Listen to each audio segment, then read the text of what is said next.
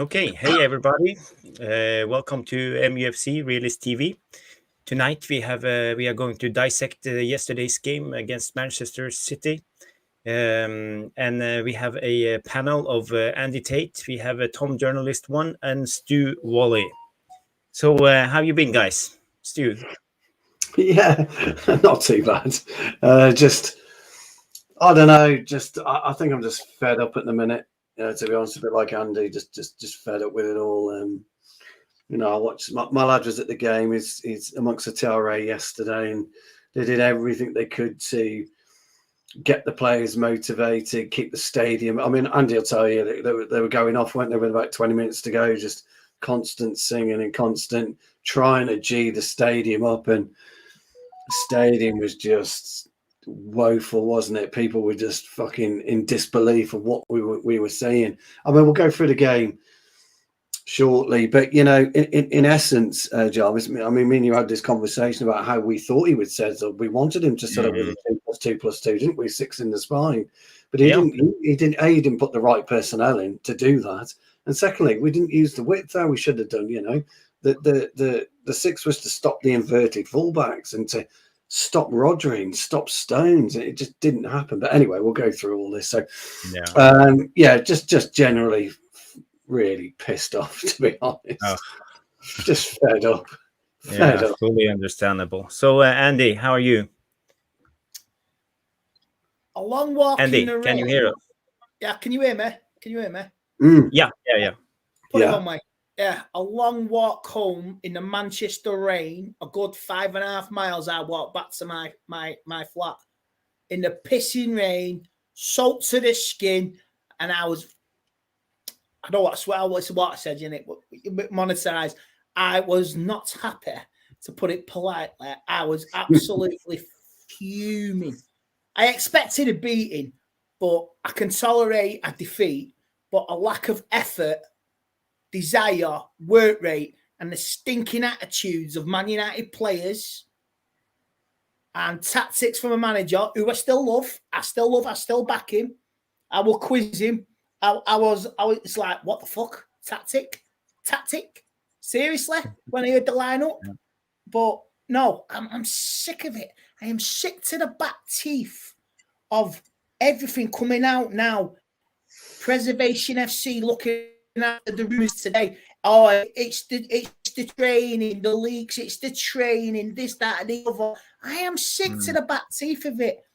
This place is rotten. This is like a chemical plant. There is leaks, poisons everywhere, and this sums up Ineos as well. Chemicals, dangerous chemicals. You mix them together, it is fucking corrosive, leaking, vile. And you breathe it in, you get infected. That is what it is. From player power to the board to the fan base. The fan base is absolutely on its knees.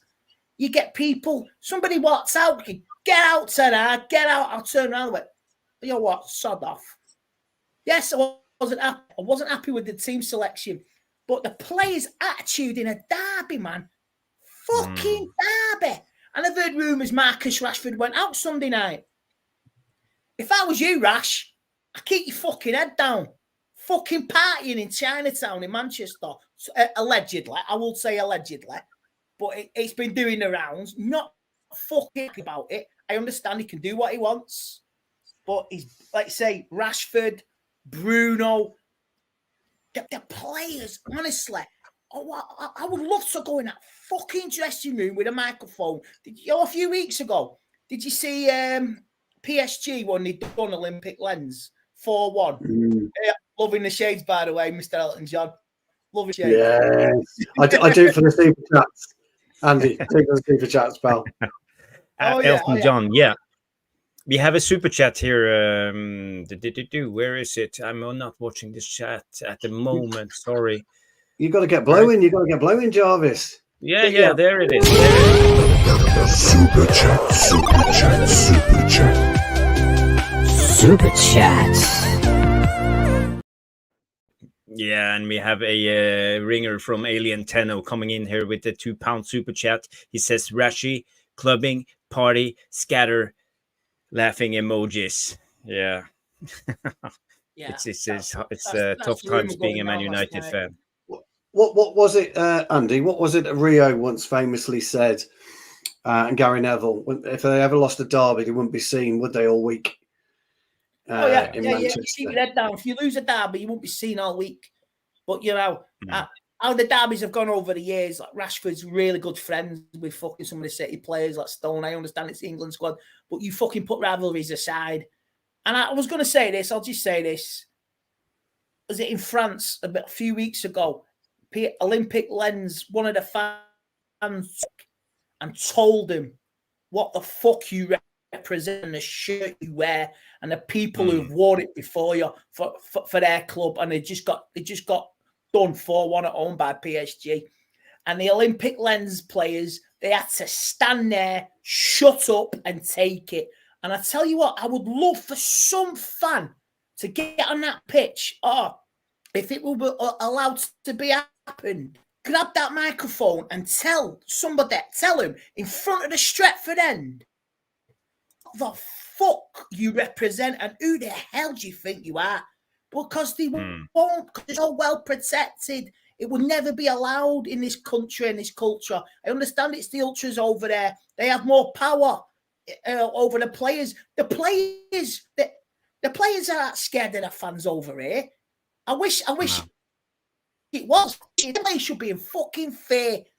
A fucking fear of what was going down around Manchester today. But they're not. They are so up their own fucking ass. It boils my piss. Yes, I'm having a rant, but I didn't go on it for the sake of my well-being. Yeah. I didn't give a fuck about them. I was with my family last night. We went to enjoy the game. Me and my dad, my nephew. I enjoyed it from a family perspective. I did not enjoy it from a performance.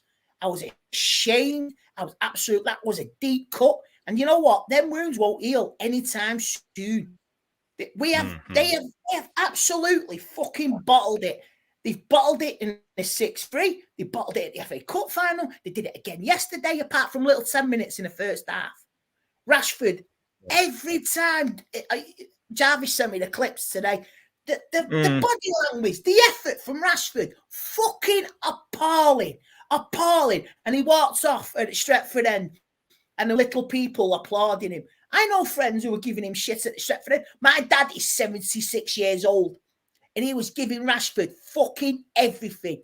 And there's a bloke next to me, young at 18. You can't say that. Yes, you fucking can. Every fan is entitled to whether you want to support Rashford or give him shit. He deserves everything he fucking gets now because he has signed that contract. As far as I'm concerned, he's a one-trick fucking pony, a one-season fucking wonder, and he will never get to the fucking level he says with that big fucking speech on his contract. Sick to the fucking teeth. Drop him. Drop Bruno, drop players who are not perform and play some of them kids now. Annabelle, Palestra, Garnacho. And I tell you what, they may get dropped for Wednesday and say, oh, it's tactical. No. If we play well Wednesday and we get a really good result, stick with that team on Saturday. Fucking bin these swats off and sit on the bench. Keep them in this, fair enough, but fucking learn what it means. Fucking learn what it means to get to be right. Yeah. You drop to the bottom, you got to climb your way back up. I'm sorry for ranting, but I've not ranted for 24 hours. I have just bottled this up and got on with my life. So as far as I'm concerned, apart from Ireland, apart from Unana, fuck a fucking lot of them. Sorry. I apologise for swearing, but it's the way God made me. Yeah, it's okay. Thank you for the rant, Andy. I think we got your point, and straight talk. I like it. It's okay. So, Tom, are you here? Yeah, I'm back, guys. Yeah. Apologies. Welcome to the channel. Welcome to the show. No worries, Andy. Anyway, I think you probably exposed all of our emotions from yesterday if we haven't spoken about it enough. So we all envy your pain, mate. Don't worry. Thank you. But it was what it was with the game, and like everybody said, but we'll get onto it with breaking it down and deconstructing it for what it was. But simplistically, Manchester City, the last 3 derbies, they've had training sessions. 6-3 over their place, FA Cup final, Like, you don't go to Wembley. You shouldn't have to go to Wembley and play a training session against a team. It shouldn't happen. And then even in your own backyard, when they beat us 2-0 like a couple of years ago, it wasn't a 2-0 game, but they made it look like it was a 7 or 8-0 game. And God forbid if it weren't for Andre Onana, it would have been that. It would have been, you wouldn't have been watching football, guys. You've been watching cricket. It would have been. The scoreline would have been a massive reflection of how the team performed. And if we're being honest with you, they deserved it. It's been coming for weeks, and they've deserved that reality check. They did. They really did. So thank you. Now we have introduced the panel. We can do the intro. Mark, take it away. Hello and welcome to MUFC Realist TV. I'm a member of this channel, but you should subscribe or in this show, we're gonna look a cow in the ass. Let's go. Has the Premier League ever been more challenging? Right, wel. Ik vind welkom. Dit is mijn home and I want to achieve success. Okay? Excellent. Loved it. So it's Ten Hag. It's Ten Hag. or Ten Mick, as we call him. I just want to say hello to the VAR room. I see we have a lot of familiar faces here. We are Red J, Jamie Wayne, George Best, Alien Tenno, Yalim Almin. We have Google this. We have Stephanie Griffith, who's keeping count of the likes. So everybody remember to like, and Stephanie will keep the count during the show.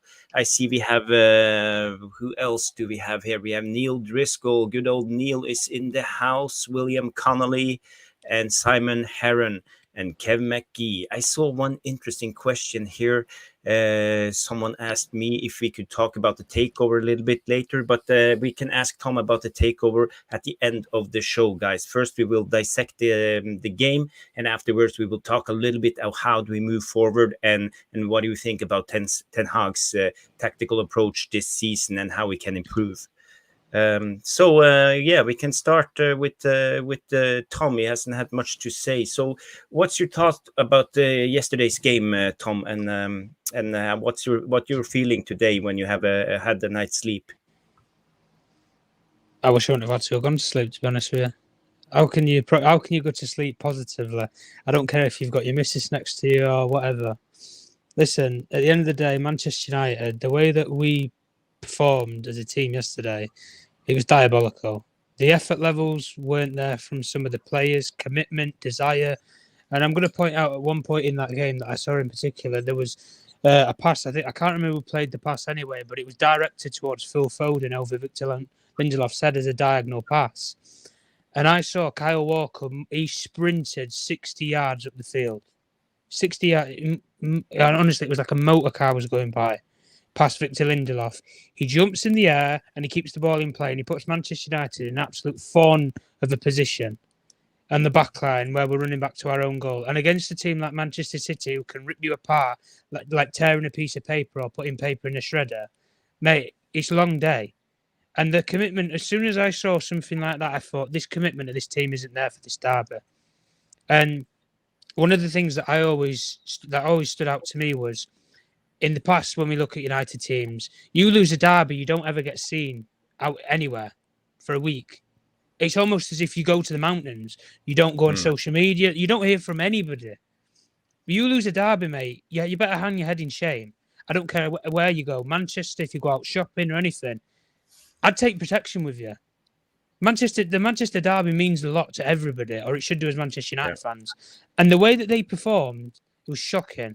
I can accept if you go into a Manchester derby and you play well, but on the day you just got beat by the better team. And Manchester City are the best team in Europe, hands down. I don't want to hear comparisons with other teams. They are the best team, and they are the team to beat. But we envy this as United fans. And the one thing that we've not had this season is we've never been entertained by this team. Barring maybe Palace in the cup, but people can call that. Well, you just played the kids and they had that opportunity to play together. Barring that one game, that was it. In the Premier League, I can't think of a game that I've actually enjoyed watching. But do you know what? I enjoyed watching yesterday's game. Because do you know what? I actually like the way Manchester City play football. And I'm envious of it as a Manchester United fan because that's what we should have. Old Trafford should be like that, but for us every single week, where you have the creative, sparky little players, Bernardo Silva, David Silva. He took the baton off of him. Magicianal players. Phil Foden. Name me a magical player that we have in our team like one of those. Technical quality. I can't name one, guys. I really can't name one. And I think from top to bottom, like I started off with, if it wasn't for Andre Onana, and I think really he's the only player I think that can hold at least a little bit of pride. A little bit of pride. Because you know what? He kept that scoreline down. And as a minimum as goalkeeper, if you're getting beat 2 or 3-0, don't make it become a row. That's the minimal thing that you can do as a goalkeeper. And if we're being honest, I think the penalty, we can say it for what it is about the decision. The other 2 goals, look at it from the perspective, was pretty much mirror image. He saved one of them. He let the other one in. That was pretty much the second goal with Haaland. And then you had the Foden chance, wandering around, no marking, there wasn't even a commitment to even follow him. And at the end of the day, the golfing quality between Manchester United and Manchester City has been there for all to see for years. And like I was saying to everybody from last season, everybody got giddy because they thought Erik Ten Hag was going to come in, we're going to play like Ajax, we're going to play this fast-flowing, transitional football. Where is it? I'm not seeing it. The one thing that I could say for last season is we had the results. Even though the football wasn't great in most of the games, we had the results. We've got neither now. We haven't got the results and we haven't got the style of play. And at the end of the day, we can say it for what it is. I will point the blame mostly at the manager, based upon the manager has until Monday to Friday to set up a team on either the Saturday or the Sunday with a clear plan and tactics. I don't know what the clear plan and tactics was for a lot of our games this season, because I'm not seeing any sort of a unity from the team or even a style of play or methods. And it's right, really, in what Andy was saying, I guess, just to round up my point, where the players, they're coming out now, the leaks are coming out about, we're not happy with the training, or, it's getting too regimental, it's getting hard for us, and all this hardship, and they want this emotion and this compassion. I don't care. You're at Manchester United. You should work fucking hard. Yeah. You worked hard to come to this football club when you was elsewhere. So what's changed now? You're here. You're on 300 grand a week. You think you've made it? And that is why at top elite football clubs, you don't ever get over 300 grand a week unless you've done it for that club. Manchester City don't offer Kevin De Bruyne over 300 grand a week unless he's proved something to that football club to say why he should earn that. What has Marcus Rashford done for us I don't even know how long he's been here now in this club. 10 years, nearly, as a professional player, maybe. Coming close to it. What has he really done, guys? He's given us, a season with 30 goals. That's his claim to fame, a season with 30 goals. I don't see a Premier League winners' medal. I don't see fuck all. And at the end of the day, when you hang your boots up at your career, and Roy Keane came out with it and said it for what it was, when you hang your boots up at the end of your career, the only thing that people are going to remember you for is the medals that you won. Not your stats, not your goals per season, not anything that you do for any other part of your actual life. You're remembered in terms of football of what you won. And this team has won fuck all. A Carabao Cup. That is fuck all in comparison to what this club should stand for in terms of winning trophies. I apologise for the language, but I'm sure a lot of people can understand our frustrations. Because at the end of the day, we have standards as Manchester United fans. And the playing style, we don't have one. The players, underwhelming, underperforming, average for the paychecks that they get delivered every single week. And at the end of the day, we already know what the root of the cause and the problem is. The ownership. If you got one new ownership who come in, the whole mood would change. We would all have some hope. There's some hope. There's some positivity. We have a belief. We've got nothing, guys. Now, we've got absolutely nothing. Because what's going to change? Nothing. We're probably just going to see, we're going to turn up against Newcastle, and we're probably going to see the same thing. I'll hand over. Super chat, super chat, super chat. Super chat. You got 3 to do. We have a couple of super chats here coming in. We have MUFC Realist TV. I think that's Mick who's sending those super chats. So big up to you, Mick Ruby. He's not available tonight. He's moving. So, but he will be back on the screen on Wednesday, I guess, or maybe Thursday. I'm not quite sure. He says, Andy's dog in the background looks toasted. It has not blinked for 10 minutes. Big up, Gaffer. It is a Siberian tiger, not a dog. My Super chat, super chat, super chat. Super chats. Yeah, and the super chats is raining today. We have Roshmano coming in with the big one, £20. He says, why do we expect anything different? Erik Ten Hag is using players in big games that he told personally to leave in the summer. Club overvalue them. Yes, they are problems, but let's not forget. Yeah. So what's your thought about that, Stu? Roshmano's comment.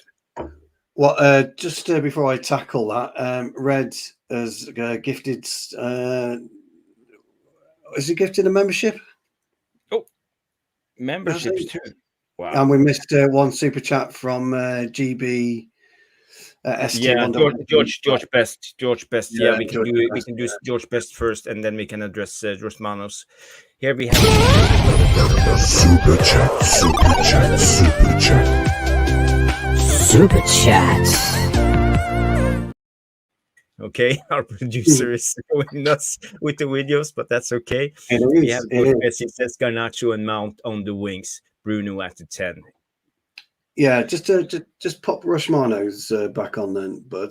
Oh yeah, sorry, Red. Yeah, and Red J, he's been a member for 2 months. Thank you, Red J. You're a legend of the channel. Very good. Thank you. There's Rushmanos. Yeah. So it's about expectations because we have players that's not going to stay here forever, and we are playing them over and over again. As I can see the problem. So what's your thoughts about that, Stu? I always talk about complacency in football, and you do get it. You get it at at my level. I'm fortunate enough to play every game, and yet on a Tuesday and a Thursday, on a Thursday evening, once we've done training, I'm as white as a sheet when he's announcing the squad for Saturday, and whether I'm in the first 11. Now, for the past few years, I've made the first 11, but I'm there cowering because I don't expect it.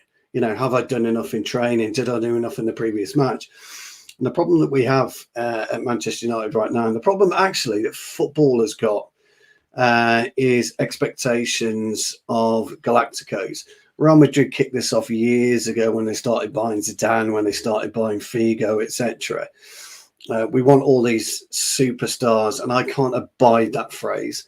Superstars. I can't abide the phrase world class. It just doesn't resonate with me as a footballer, how anybody can be classed as world class and how anybody can be classed as a superstar, because ultimately you're doing the same thing. You're just playing football.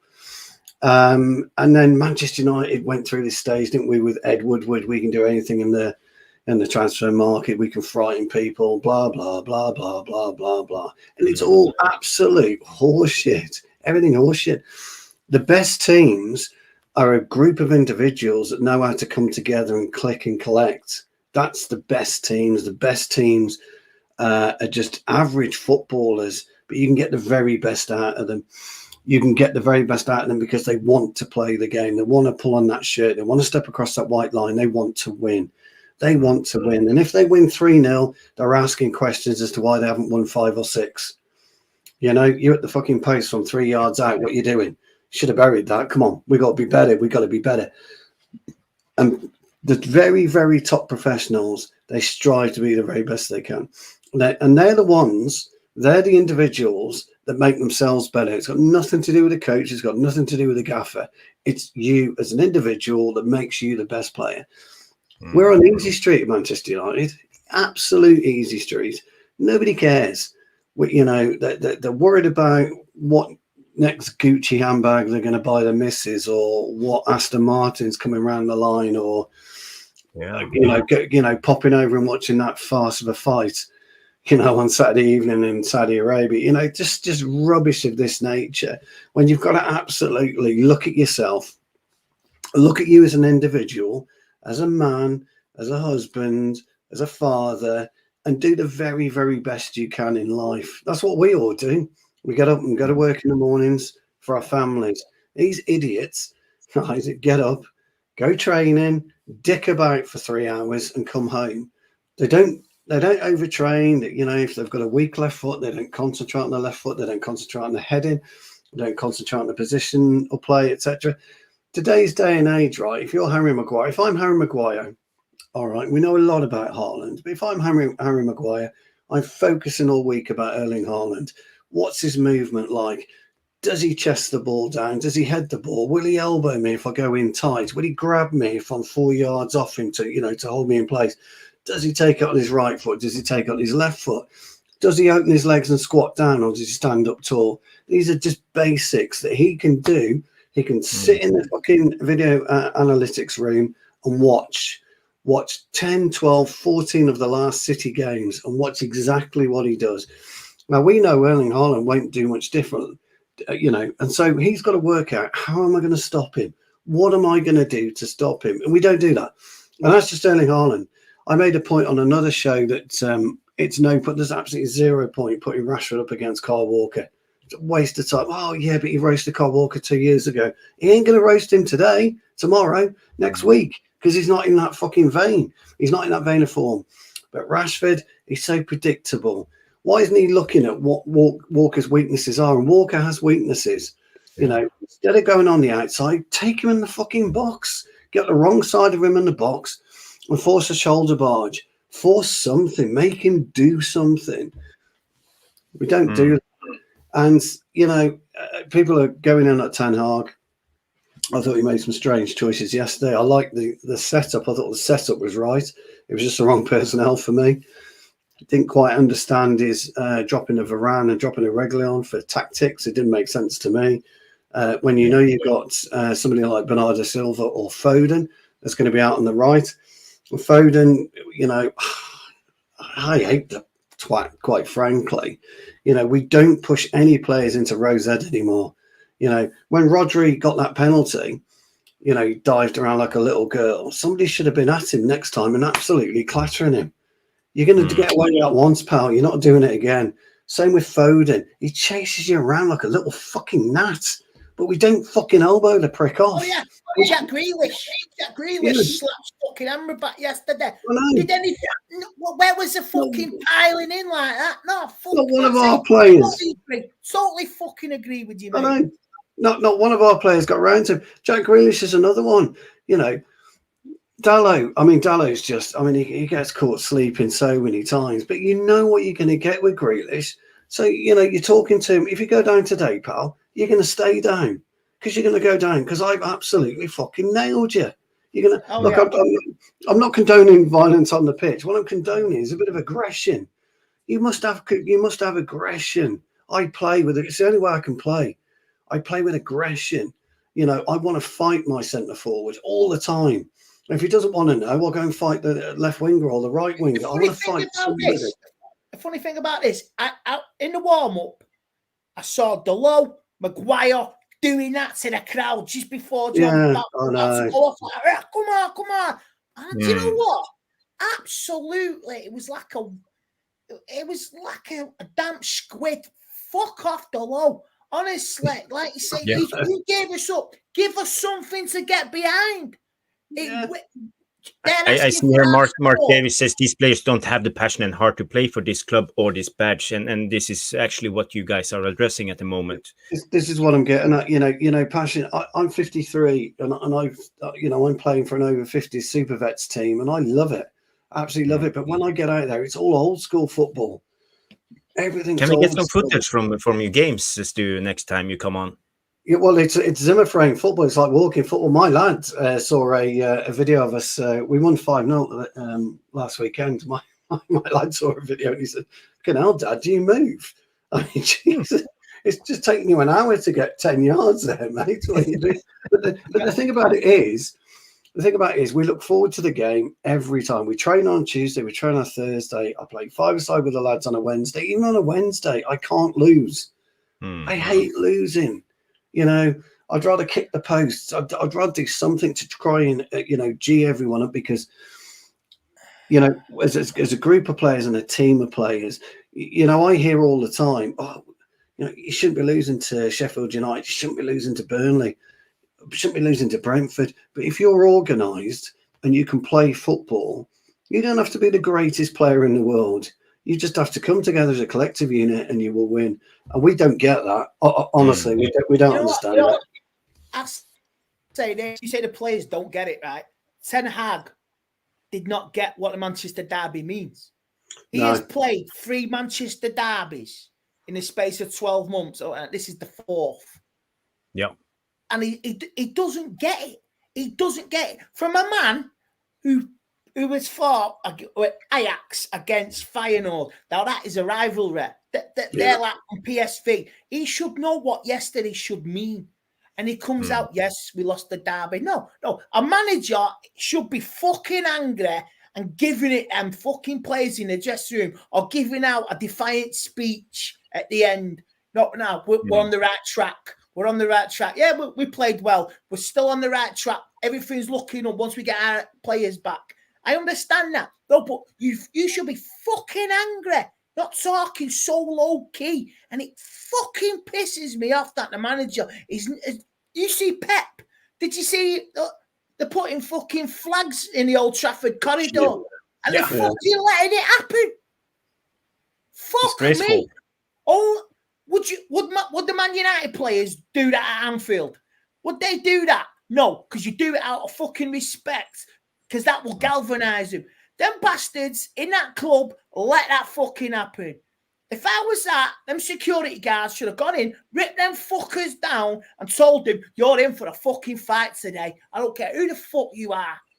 You may be the treble winners, Tram 115, all contesting. When will it stop at the Etihad? I don't know. But you are in for a fucking fight today. Even Harry Maguire, gone fucking barging in, rip the fucker down. You want a war? You fucking got one. Absolutely. That's what the fucking derby means. Now, if you lose the derby, that's fair enough. But if you got that desire, that passion, you want a war, Pep, you fucking got one. If we're going down fucking fighting. There's nothing there. Nothing. From the manager, no backbone, no admittance. I'm really sorry for the fans. I'm really not having it. No, Ten Hag. I love you. You're a bald whiz kid, but you should know what the fucking derby means. Even after losing the cup final, he made them players see him lift the FA Cup, and it still doesn't fucking sink in and resonate with any of the fuckers. But that's their problem, man. Yeah. I mean, all I was going to say was that's their issue, Andy. They're bottled, they're posers. I talk about it all the time. Posers in the modern day game. You're right. Ten Hag should be out shoulder to shoulder to fucking Pep, staring at him, fucking shouting at him. Kick Grealish when he's fucking running down the wing. Fuck me, All of this just doesn't happen in the modern game. We haven't done it for years. We haven't had a real hard man for years. Even I watched the women. I watched Manchester United women, and Arsenal got Katie McCabe. She's a right, honestly, she really is a throwback to the 60s and 70s. She'll absolutely smash their shit out of everyone. You know what derbies means? You see the North London derby with Tottenham, the 2-2. They were they were at each other's throats. Celtic Rangers, they still want to beat each other. Everton, Liverpool, they still want to go toe-to-toe. Newcastle, Sunderland, when they play each other, it is fucking bordered on fucking hatred. That's what it is. And these twats in this club, the manager and the fucking players are too fucking cushy. I'm fucking sick of it. I see you get a lot of love in the VAR room, Andy. I see Andy for director of football, Andy for president. People are loving you. You're on the rant now. I would nominate Jarvis because I would just be a poster boy. Don't nominate me because I'd have ripped the change room to fucking pieces. Absolutely, ripped the change room to pieces. I would have gone in Stone Cold Steve Austin. I would have fucking stunned fucking Pep, ripped down the fucking things. Told their training staff to fuck off and walks off with Yeah. the flags. Not having it. Not having it. Mm. Very good. Tom, do you have anything to fill in? Or do you I get a don't, I word don't, in? I don't know what note to leave it on from what Andy said. It's like he's rallying the troops to go to war. Feeling inspired. But at the end of This is Sparta. at the end of the day, the way we've always categorised it is the Manchester derby, especially the Manchester. I think it's soft. I think it's soft, and I think it's soft because both teams have so many English players that play in a very tight knit group when they go to a World Cup or when they go to a Euros. They're very unified as players, and as Andy referred to, I can't remember if it was backstage or at the start of the stream. Like there's sometimes in the summer breaks or whatever, you'll see them on holiday with each other, or you'll see them in Manchester having dinner with each other, or with families or whatever. Like there's that connection or that friendship there between the certain demographic of players, and it's not just the English players. But you go into war at the end of the day. Make it like the 60s, make it like the 80s, make it where it's rough, it's tough. I don't give a shite. There was a game last season that kick-started Eric Ten Hag's sort of resurgence at United after the 4-0 thrashing at Brentford. And it was one tackle, and I'll always vividly remember it in the back of my mind. Diogo Dalot, he didn't go for the ball. He went completely through Luis Diaz to the point he did a front flip in front of him. And he landed flat on his ass. The sort of intensity that you need to play with in a derby, don't forget the ball. Fuck the ball. You're not playing fucking football. Forget it. Take the man out. If you get a yellow card, so be it, whatever. Stick it on people. The biggest compassion that you can do in a derby is put the fear of God into another player. That's the biggest thing that you can do. Whether you're a fullback, put the fear of God into him. Like what Stu was saying. Take the ball with Kyle Walker. Take him into the box. Weak foot, right? Onto your weaker foot, your preferred foot, whatever. He won't fucking touch you. He will not put any leg near you at all. You know why? Because of the compactness of the team. Yeah. Very good, very good. So when we go to, let's move on with the show. Now everybody has had their say about the game. I want to talk a little bit about Ten Hag, because today we saw a lot of comments. Oh yeah, you can carry on. I'll watch this back later and have this section and have a good giggle later. I will. Yeah. But I just want to see. I saw today, and especially yesterday, right after the game, a lot of the pundits on YouTube, Twitter, everybody was screaming for Ten Hag's head. They had enough. They don't see a playing style. They think his selection is bad. He's have favorites all the time, and we have all of these things popping up over and over again.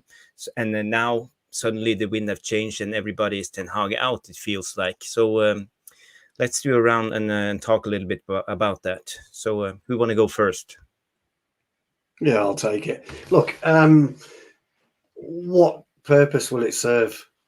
You know, if you sack Ten Hag now, what's it going to serve? Who are you going to go out and get? And this is the problem with our fan base. It is so divided about Eric Ten Hag. He's got a lot wrong this season. He got a lot wrong last season. But what's it going to prove? You know, what purpose will it serve? We'll end up paying him 10 million quid, and who are we going to get? And of course, the hot name at the minute is De Zerbi. Why the hell would De Zerbi want to leave Brighton and come to Manchester United? Where is another manager going to succeed where Mourinho didn't, when Van Gaal didn't, when Ollie didn't, when Eric didn't? Because these players, they don't care. They don't care about the chain of command. They don't care about anything apart from themselves. They don't care about us fans. They don't care about, you know, the club as a whole. They don't understand the history. Some of the Bobby Charlton stuff that came out from a lot of the players was diabolical. It's just stuff that a PR guy had written. Or they fucking... Googled that on the phone. Yeah, they were that's shitting right. it. They Googled it on the fucking phone. Yeah. Just to come out with what they say. They are history of Bobby Charlton. Learn it in 2 minutes and say it in front of the camera. Yeah, and it's just it's woeful. Or to get their Instagram fucking idiot to write something, put a picture of Bobby on it, where you can just write a few words for me. Then they're so devoid of reality. These idiots. They think they walk on water, but the reality is they don't. And so changing Ten Hag is going to have absolutely zero relevance. It won't change a thing. You might get a little bit of new manager bounce back, but that just proves how lazy these idiots are. And this is the problem with the moronicness of them as individuals and people. You know, they have a bounce back and they don't kind of understand that people are looking at them thinking, you lazy bastard. Why didn't you do that 3 fucking weeks ago? You can still play the I game. agree. Because if you sit, that's what I mean. Some fans, if anybody ever sees them out in Manchester this week in a restaurant or shopping, they should. Any United fan should tell them what the fuck they think of them. They really should. Whether you're eating, you're shopping, you see them parking a car. Oi, Maguire, what the fuck was that about?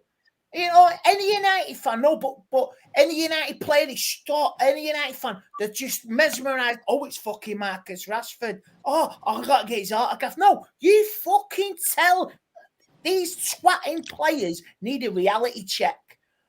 They are so devoid of, like you say, any reality. Is absolutely unbelievable. And it's little things. It's little. Sorry, fella. It's what it is little tiny things that we're forgetting, and it's like they should be made to wear to drive club cars, whatever the club car is, Chevrolet cars every day. When you're on Manchester United duty, this is what you drive. Okay, this is what you wear. Okay, this is what you do. This is how you act. You know, you're playing for the biggest club in world football, and this is what you do. If you go to, watch Real Madrid, they're sponsored by Audi. They drive Audi vehicles to and from the training ground.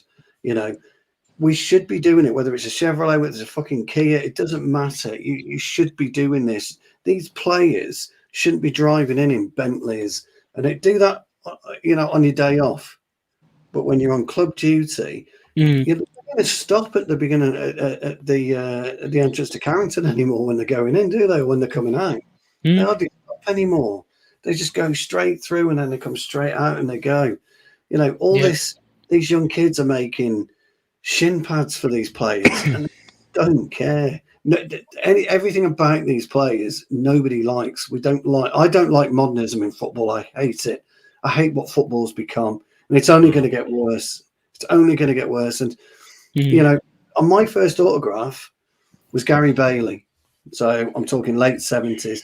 I had to write to the club and it took them 6 weeks for a signed picture of Gary Bailey to come back to me.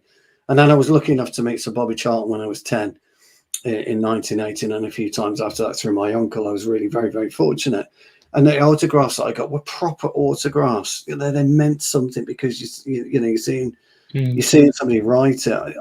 I've interviewed loads of United players over the past through my journalism career, and I'm just fed up with modernism in the game. Now I know it has to go. I get that. I understand it. I understand that modern day social media, etc., etc., etc. But football isn't about today. It's always about yesterday. It's always about when football started. And why, if you said to Marcus Rashford, lads, Marcus, just tell me what it was that made you pick up a football when you were 5 years old.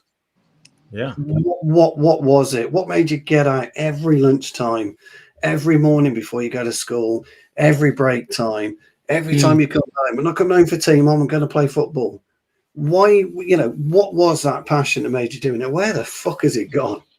And I'll tell you where it's gone. 350 grand a fucking week. For what? For what? Kicking a ball around. And as Tom said, no medals. He's got F all to show for it. Yeah. And he'll have fuck all to show for it at the end of his career. Yeah.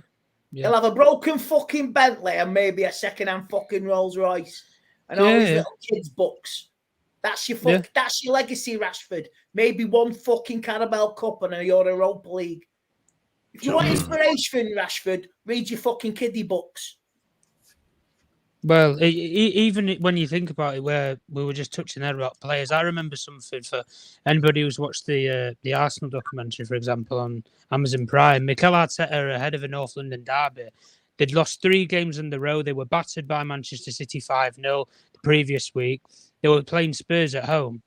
What did he do? He used a bit of innovation. He got the club photographer who's been a photographer with the club for 30 years, but he's a fan. He's a fan before he was the photographer.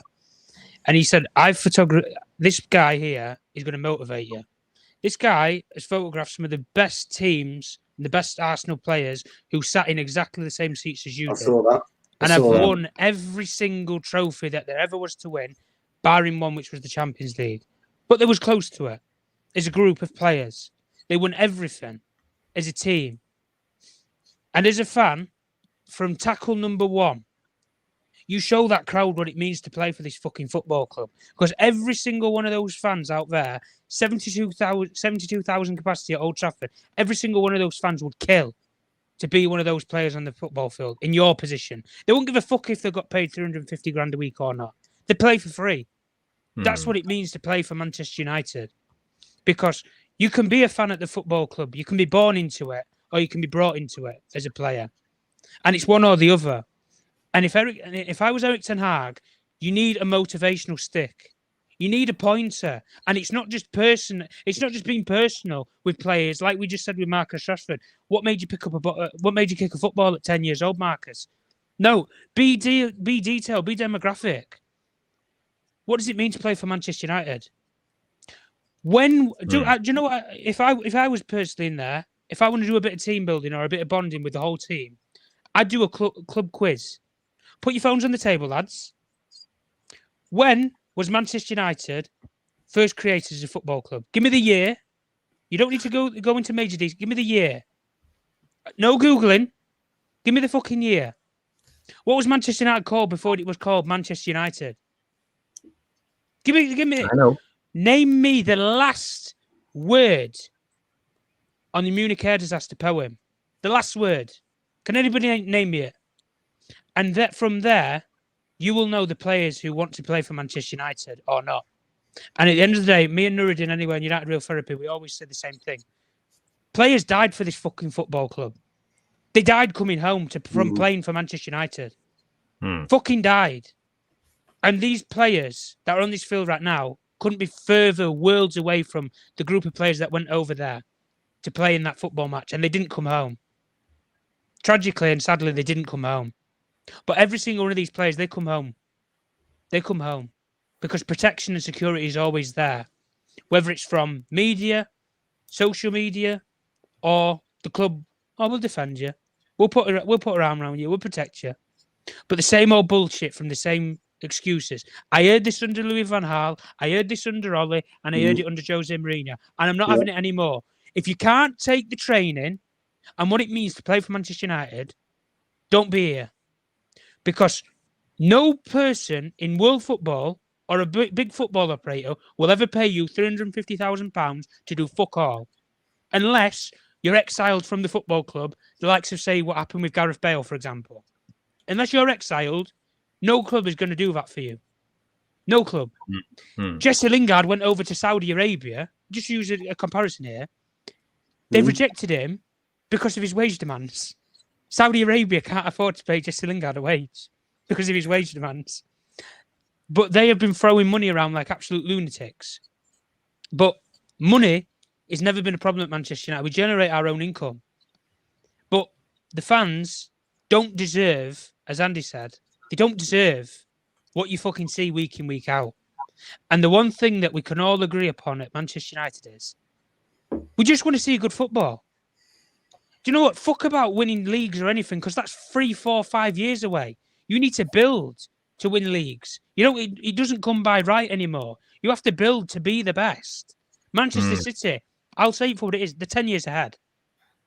In everything. Playing squad, coaching, tactics, football science, physics, everything.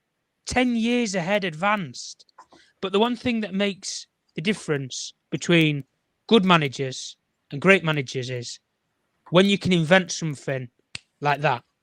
And like what Mikel Arteta did and what I referred to in that documentary, use a fan, somebody who's not just worked for the club, but has been on the opposite side of the stand, who's been sat in the stands as a fan, and then they're lucky to work for the football club. Be innovative. Pep Guardiola did it once. David Silva, I think something happened with one of his children or something over in Spain, and he went over to stay with his family. We have to fight for David Silva and his family. He's one of us. Fight for your fucking teammate and win the game. But at Manchester United, these players, it's more about themselves. They ain't a team. A team is built when they're young, and then they grow up old. You play together young, and you grow old. And when you grow old, you win, or you've already won. And when you get to that stage, like we was just saying with, say, Marcus Rashford, at the end of your career, you can sit there and say it. Phil Foden, I don't even know how old he is. Is he 20, 23, 22 years old? He's got 5 Premier League winners' medals already. 5. Some players, it takes them 10 years to even win one. Fucking hell, it took Liverpool's players 30 years to win one. And Phil Foden's won 5 already. And he's not even at his peak of his career. But like I say, and I'll end on the whole note of it, the players don't represent the crest, the colours of Manchester United. They don't. And like I said, when I was using my bit of innovation about doing a club quiz, I bet you couldn't name any single player who knows from word 1 to the last word of the Munich Air Disaster poem. Go and read the fucking poem, and then you'll know what it means to play for Manchester United. Because, to end on the note, people died playing for this fucking football club. People died, and you're sat where they would be in history. And at the end of the day, history is history, and the legacy's there. We've not built anything. Manchester City's building theirs already. They're building what we've already built. But nobody's stopping them, guys. It's on a one-way trajectory upwards, and nobody's coming close to stopping them.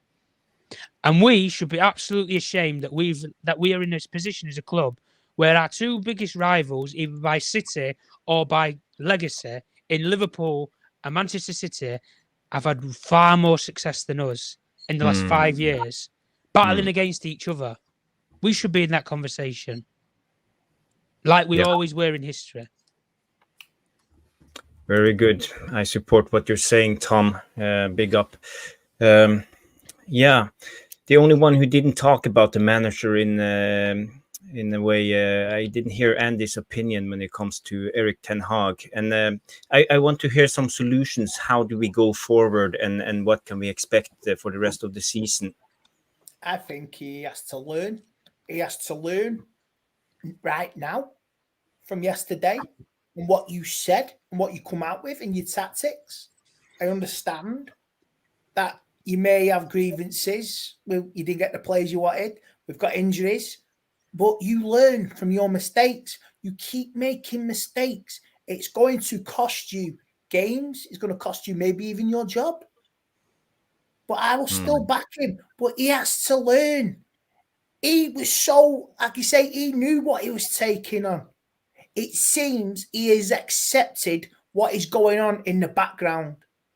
And do you know what? If you had any pride about you, Erik Ten Hag, you would fucking fight and start being the manager you know you can be. And what you've done and learned in Ajax and what you've done, you see, you can't implement your fucking tactics on this squad. And he said, because I even seen the interview, I can't implement my Ajax philosophy on these players. Bullshit. I have to play to their abilities. Not having it. Because Pep came in, he had Barca style of play. Went to Bayern Munich, same, his imprint right on that club. Man City, right on that club. It goes from the youth team all the way down to the academy, to the first team and back again. It's like Fergie, like I say, you create that. It's like a mystical force. It's like the force. It's around you. You can see it. You can sense it. Everybody is playing, is singing to the same hymn sheet. And don't tell me you can't implement your fucking style of play on this squad. I'm not fucking having it. He has got to learn fast. You can't keep giving players chance after chance after chance after chance. This club ruins players. I feel sorry. He will in 12 months from now, he could be fucking burnt out, and you know what? I want out. He can. Let's say this club. He's got to learn. I don't want any of these Unana. He might want to leave as well. I don't want this. I don't need this, says Unana. So does Ireland. I don't need this. Fuck that. This is my club. I wanted to play here. This is a fucking nightmare. Erik Ten Hag, you've got to fucking learn now and fast. Play the kids. I would say you might get a response Wednesday. You might be, you might have to take a fucking hammering. There's going to be more hammerings down the line if he keeps playing like this. He has got to learn tactics. His best team, even when they're not fit or when they are fit, you've got to have a plan B, plan A. You've got to play to the opposition. You know you can change it because you did it last season. You made substitutes in games and it changed it. Like you say, we beat Man City, bring on Garnacho with 20 minutes to go. Fucking spit roasted fucking City and we got a winner. You changed it around. We beat Barcelona. You changed it after we lost to Brentford, which was the catalyst for the fucking run we had last season. And you played, the team played blinder against Liverpool at Old Trafford. You know it's in this team to be absolute shithouses and fucking bottle jobs FC. But it's in this team to fucking turn it around as well. So what's it going to be? Like I say, it's on the boss. I don't want him sacked, but I tell you what, he's dug himself a fucking hole, and I tell you what, it's going to get deeper and deeper and deeper. Yeah. Stu, how do you see us going forward with Ten Hag? What can he do to change the situation? I think Andy brought up a lot of good points of how he should address this. Do you have anything else to add? It's clearly a difficult period for Ten Hag right now. I think he's stuck in this abyss, this black hole, and he doesn't quite know how to lift himself out of it. It's quite clear the man understands football.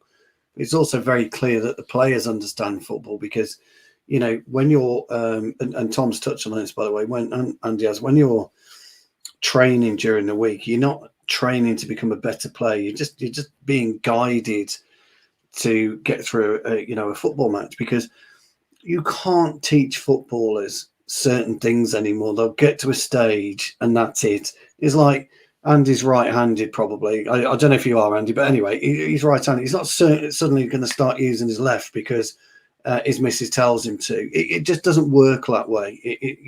People are just people. We're all set in our ways. But Andy's also right, so is Tom. They're both right, where Ten Hag has got to really push himself onto these players. He's got to smother these players, and make these players understand that you are going to do what I tell you to do. Because if you do not, then I'm going to bring in X, Y, and Z to do your job, period. And you can sit and rot in the reserves as much as you like. Years ago, and I think it's still the case for one or two clubs at the minute. I know, for example, Guardiola's the highest paid in Manchester City. Managers should be the highest paid. Once you're at that ceiling, it then gives you that authority. It gives you that authority to say, what I say goes. He can't do that at the moment because Sancho's agent's Sancho starts crying like a little baby, and then his agent goes into Murto, starts crying like a little baby, etc., etc., etc. The Sancho thing should have been dealt with ages ago, months and months and months ago. This is what you're doing. I'm bringing you back into the fold. You'll do what I want, and that's it. Period. We train, as I said to you, Jarvis, on a Tuesday and a Thursday. We do various things. If we've conceded a set piece goal at the weekend, we'll just have a 10-minute drill on set pieces just to make sure our position's right, we're marking right, etc., etc. And we'll try and discuss where we went wrong within that set piece period. We do everything we can to make sure we don't concede a header from a set piece in the next game. And then we'll do a variety of different things. Then ultimately, on the Thursday when we come in, there's half an hour of looking at the opposition at the weekend. And then we'll go out and we'll implement a little bit of a game plan and try and stand in the positions. And we actually walk into the areas that he wants us to go into at any given time. So we just understand the trajectory of where he wants us to be at certain elements of the match. Now, when you watch us play, and Tom will tell you this because he's a tactician as well, when you watch us play, we don't do that. And Jarvis, you've heard me speak about this for years. I always talk about segments on a football pitch. You have your own little segment, and that's what you concentrate first and foremost. Okay, and your head's always on the swivel, so that if one of our players is slightly out of position, you can then just push forward and cover that position where possible. But make sure you're always in command of your segment.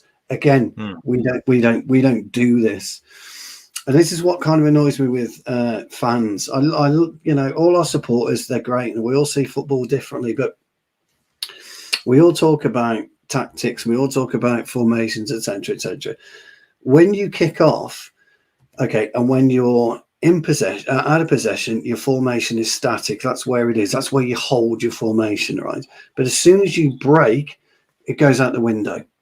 We don't break in a 4-3-3. We don't break in a 4-2-2-2. We break sporadically, and we break where the ball takes us. That's how we do it. And this is why you'll find that we're not utilizing the strengths of our squad. We operate. This is going to sound very, very strange, by the way, Jarvis. But when I'm coaching my team, I put a bit of music on, and I line our lads up in the formation that we go, and we step forward to the beat, and we come back to the beat, and it's all to do with rhythm, about being able to go out as a unit and come back as a unit. It just helps with your structure, your overall structure, when you're in possession and out of possession. But we don't have any of that. So if you notice, we don't glide up the pitch and we don't glide back the pitch. We just scamper and scamper and scamper. When City have it, Andy talks about identity. When Ajax had it, they went forward as a unit and came back as a unit. It's incredibly hard to play against, that is, because you're there, you're covering all areas of where you need to be. And we're lacking that. Now, are we lacking that, Jarvis, because Eric Ten Hag isn't talking about it? Or are we doing it because the players can't be asked? It's because the players can't be asked. And as a manager, you've got to be in there. You've got to be tough, strong, disciplinarian, and say, right, if you don't do what I'm telling you to do, you're out, Mino's in, or whatever. I don't necessarily think bringing in Mino, Medjbury, and Garnacho is the right move at this point in time. But I don't disagree with what the lads have said, because at some time you've got to kick somebody up the arse. And let me remind you all of this, and you're all footballers, and you've all taken the pitch sometime in your life. You've played at a good level, Jarvis. I have. I don't know whether Tom has and whether Andy has. I'm sure you have. But the manager doesn't walk out with and shove a broom up your arse and move you around the pitch. You're the one that moves yourself around the pitch. And if you're not listening to what he said, and he's not vocal enough, and the coaches aren't vocal enough, you're just going to end up butting heads. And that's what we're doing. We're just ending up butting heads at the moment. Now, one other thing before I shut up, and I know I'm boring everybody, but as well as I do, I take no notice whatsoever of my skipper. I can't hear my skipper. I don't care what he says. I'm not interested in him, because I'm too busy concentrating on my own game and bollocking the 3 or 4 players that I control in my segments. And we don't do this. Somebody asked a brilliant question, and I can't. Forgive me, I don't know your name, and I do apologise. But he said, "Why did the panel think that the players don't shout at each other, don't respect each other, aren't aggressive and things of that nature?" When you study the game, which Andy, Tom, myself, and Jarvis do, we don't always just watch the game and enjoy it as fans. We watch it in two sets of eyes. We watch it from a football point of view, because that's what we absolutely love. And we watch it as a fan's point of view. And when you watch it as a fan's point of view, you don't see what you should be seeing. And Arne caught a ball on Saturday. Andy would have seen this. He threw it out, and Dallo gave him a high five. He caught a ball, for God's sake. You don't give a high five. You don't even look at an Arnie. You just get out, ready to receive that ball at right back or left back or central midfield, wherever you are, because they're not angry with each other.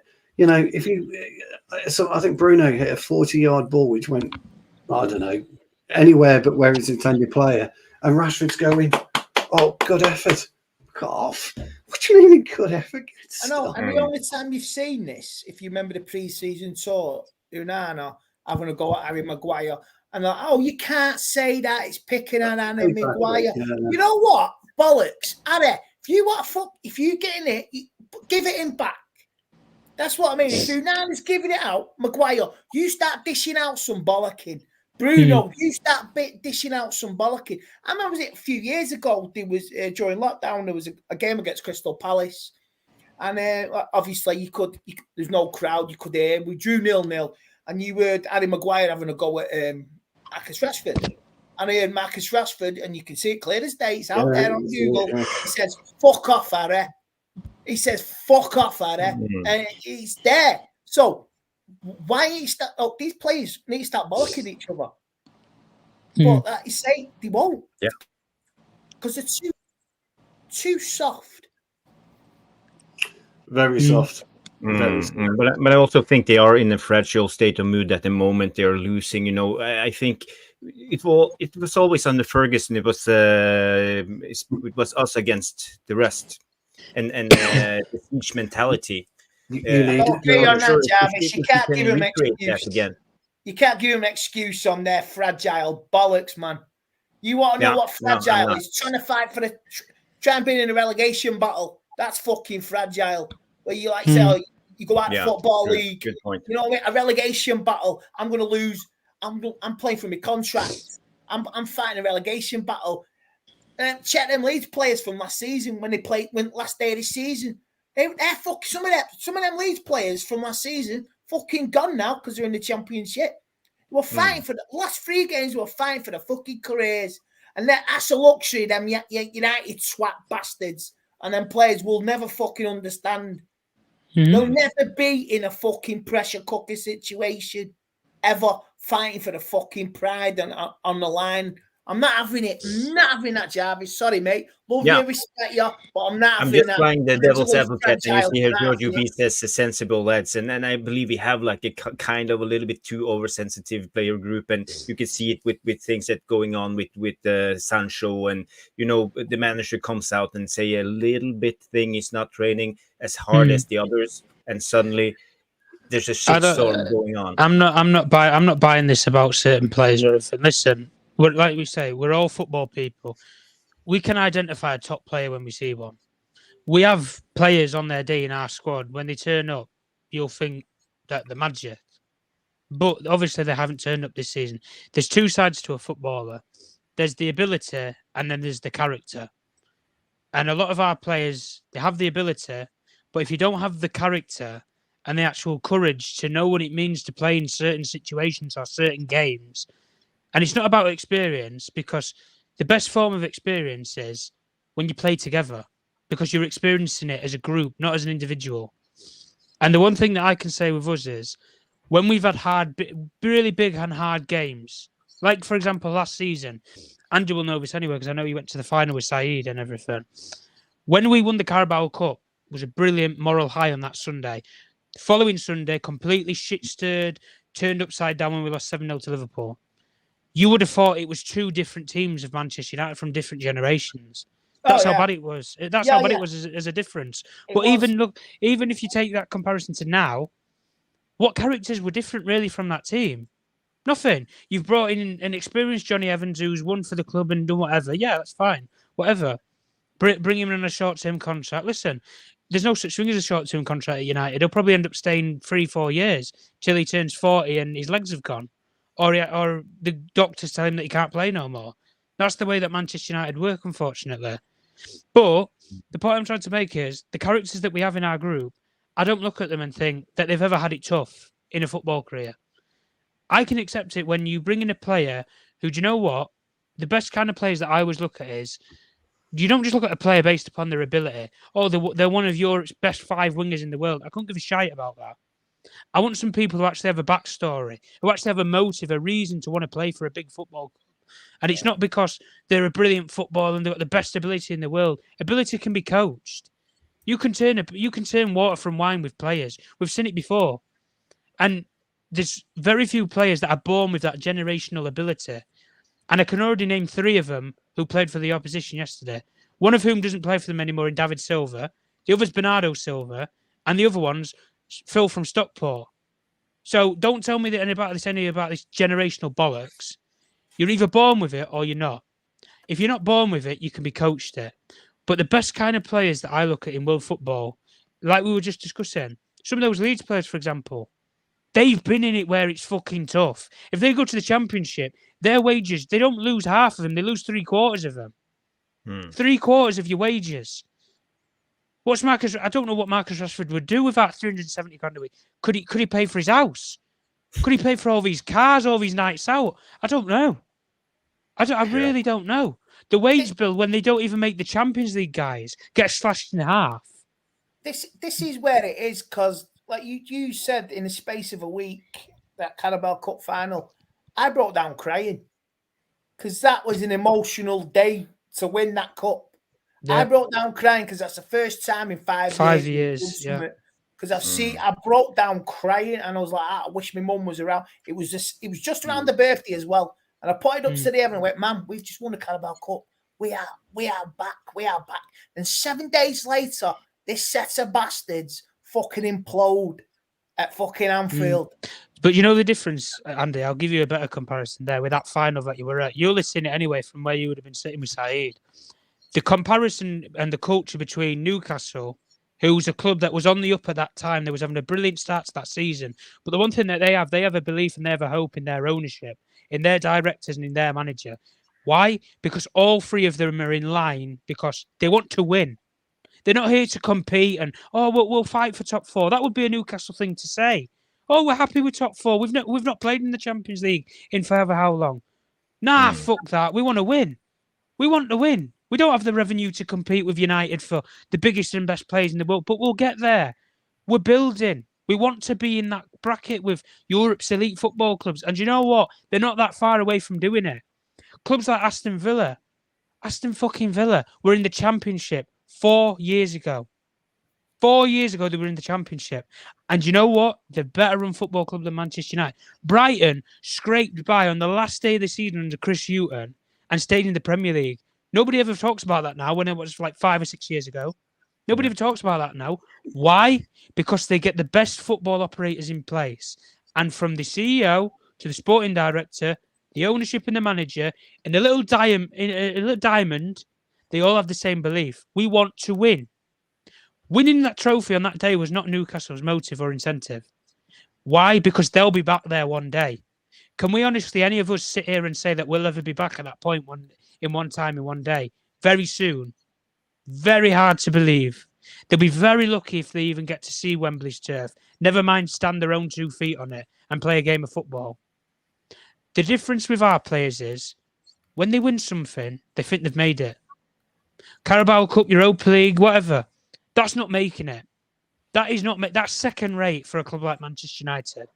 An FA Cup, the only time I ever accept winning an FA Cup is you either lose out on the title and you take them to the very last day, or you put it towards something else. You do the double, the title and the league, or you do the treble.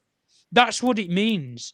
These historical monuments, this is what I mean about football heritage and actual legacy.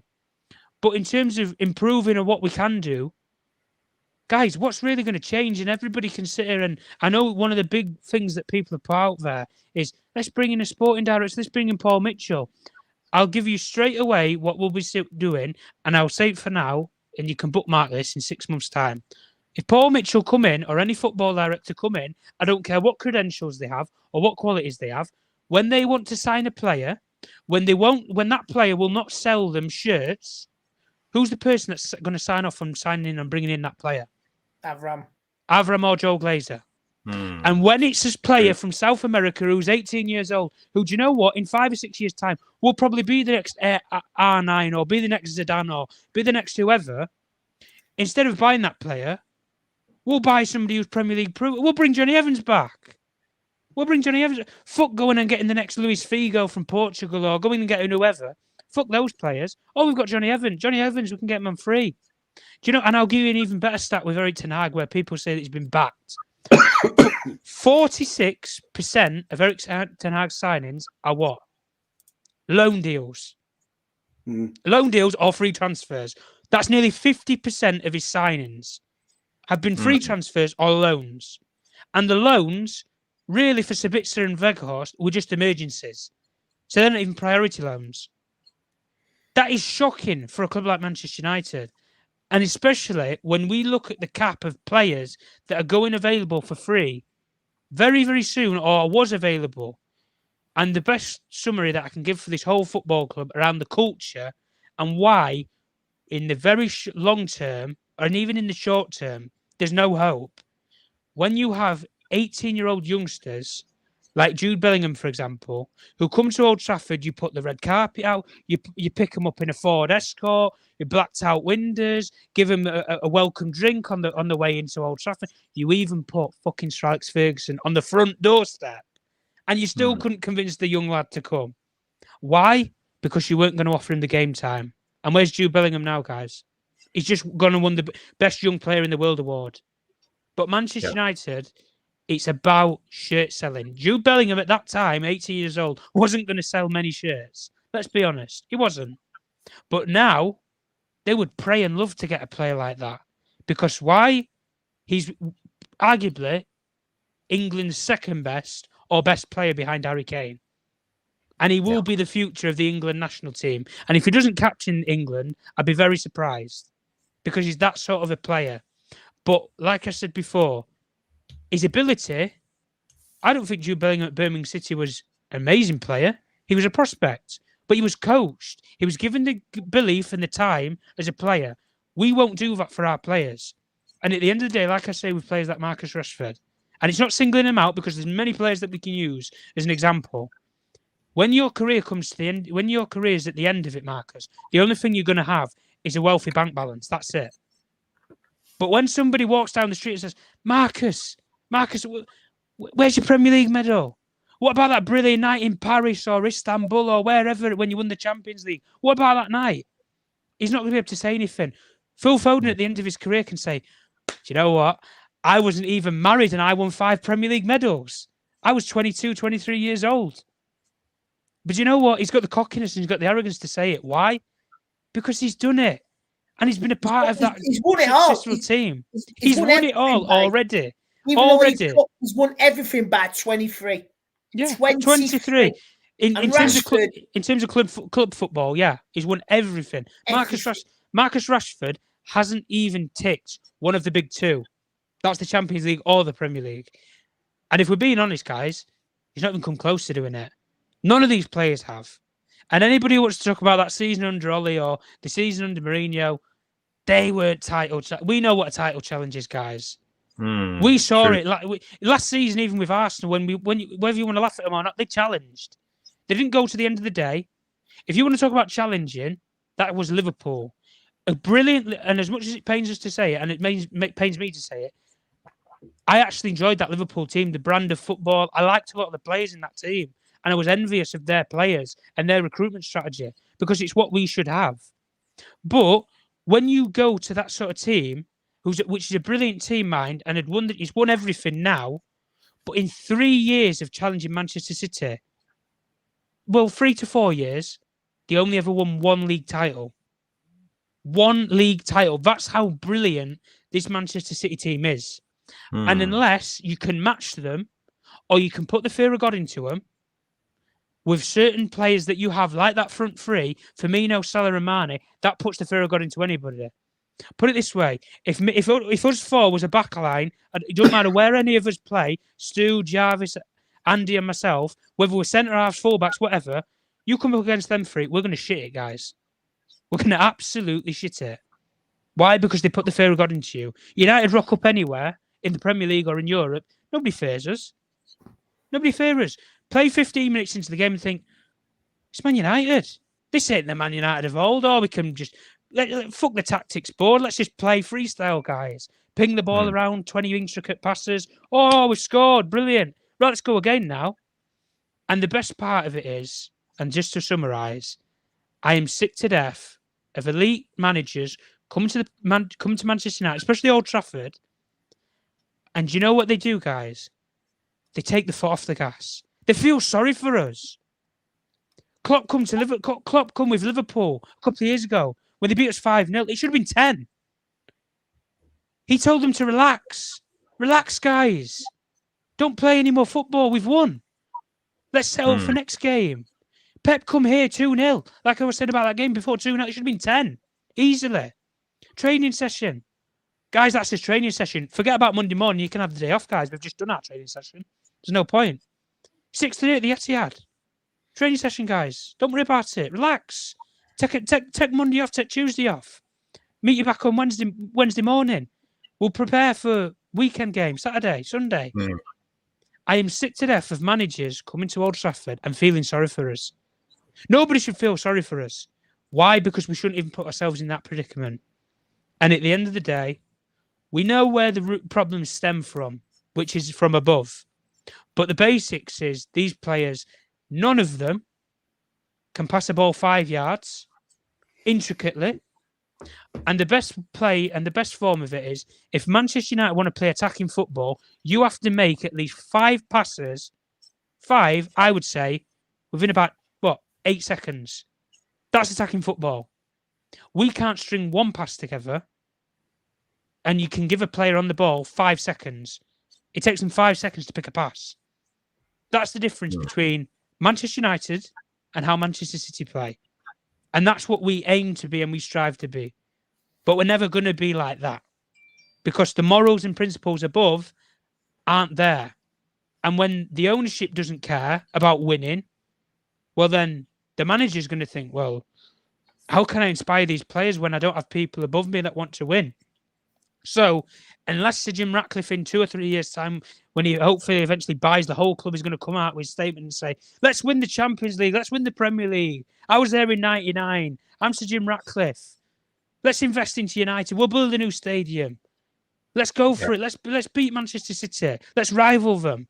Unless we're going to have some sort of motivational resurgence, where's the hope, guys? Where is it? It's gone. We don't have any. It is literally like we've gone into a church on Christmas Day or Christmas Eve. You light the candles and then at midnight they blow out. And the final candle is finally blown out of this football club where there is no hope and there is no light at the end of the tunnel. Or what they've done on Christmas Day, they've gone in, ripped your fucking presents apart, didn't give a fuck and just walked off. And they think they're entitled to your presents. That's what it feels like. Yeah. You know, it feels like within that squad in that club, there's an entitlement. You are not entitled to fucking anything. Anything. Nope. And believe me, do you know what? When you go on about security and they're all protected, you know what? I'll say this now, I wish I had put my hands around some throats yesterday in that dressing room, pinned them up against the wall. Seriously pinned them up against the wall and tell them, what the fuck do you think you are? Who you are? And I'm sorry, I know it may sound provocative, but no, I would have put my hands around Marcus Rashford's throat, around Bruno's throat, fucking said a few home truths in the dressing room.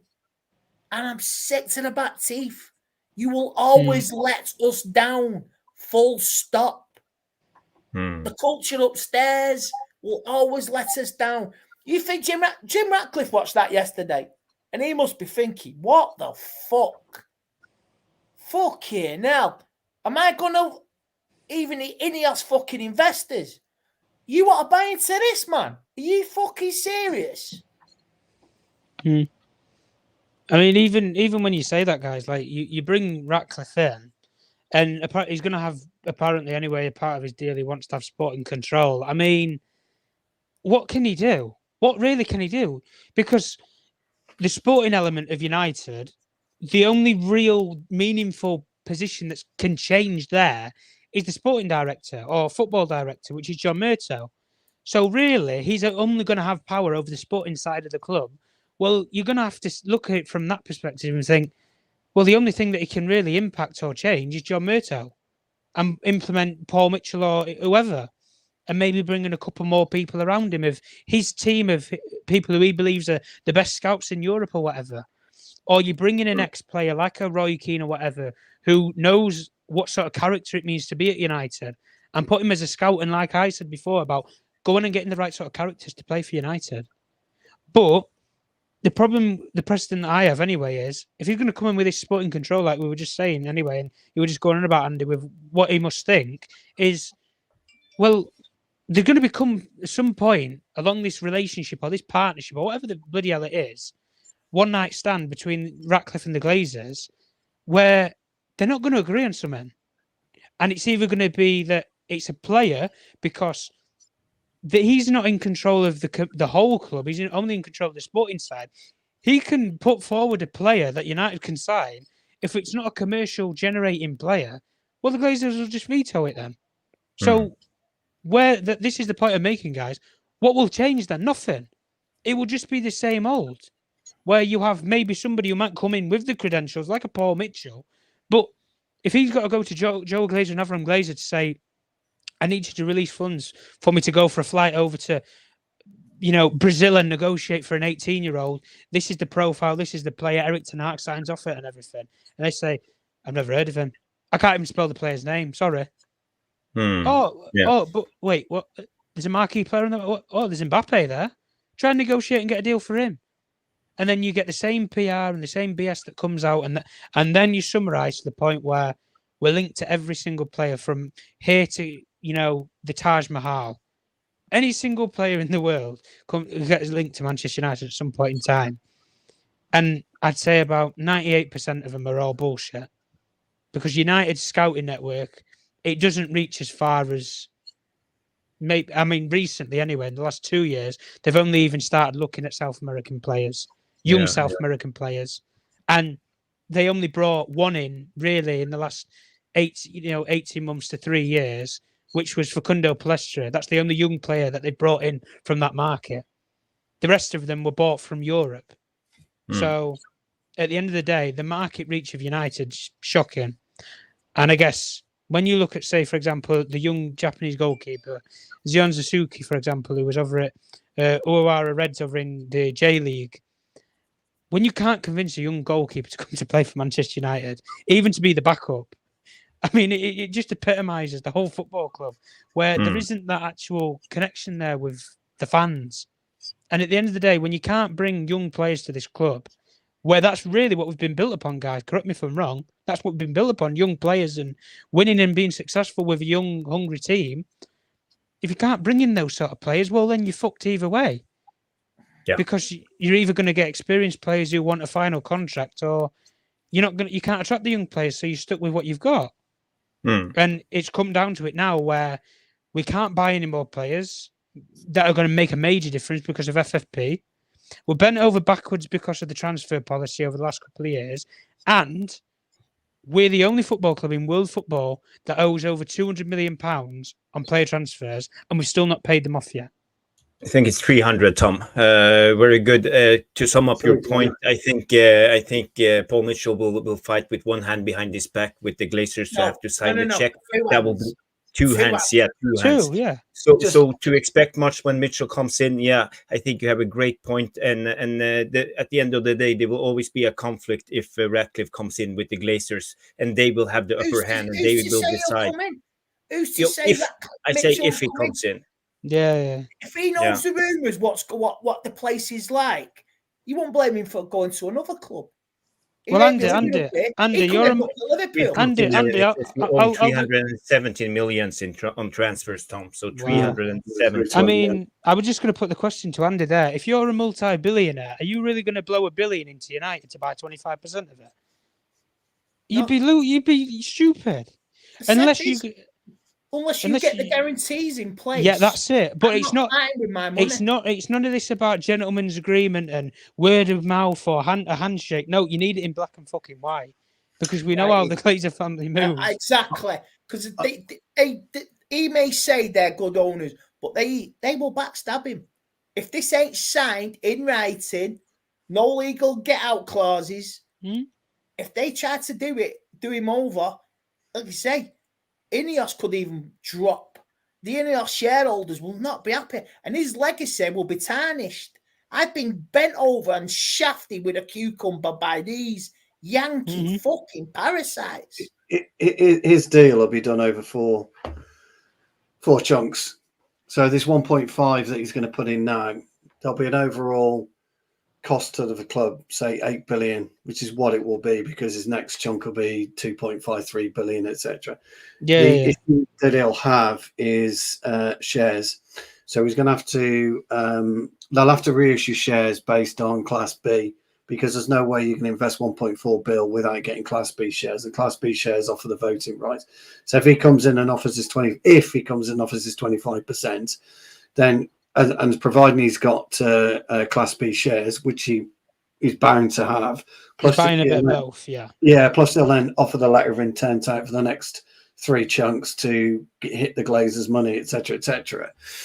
Then you should find that 25% the sporting side will be disconnected from the actual Glazer side of it, so the Glazers won't be able to get their claws in.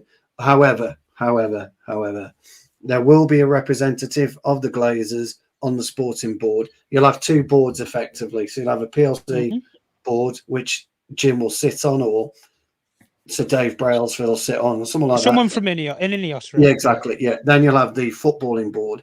The footballing board will have Joel Glazer on there or Avram. There's no 2 ways about it. It'll be Joel because he's the chairman. So yeah, probably. But if you've got somebody like Dave Brailsford on there, you've got Sir Jim Ratcliffe. Now, Brailsford, whether you like him or not, as a sporting man, he excels. But my God, he's to the wire of legality. Trust me, he really is to the. If you know your cycling, I love cycling. He really is to the wire of legality. But Jesus, he is one smart cookie.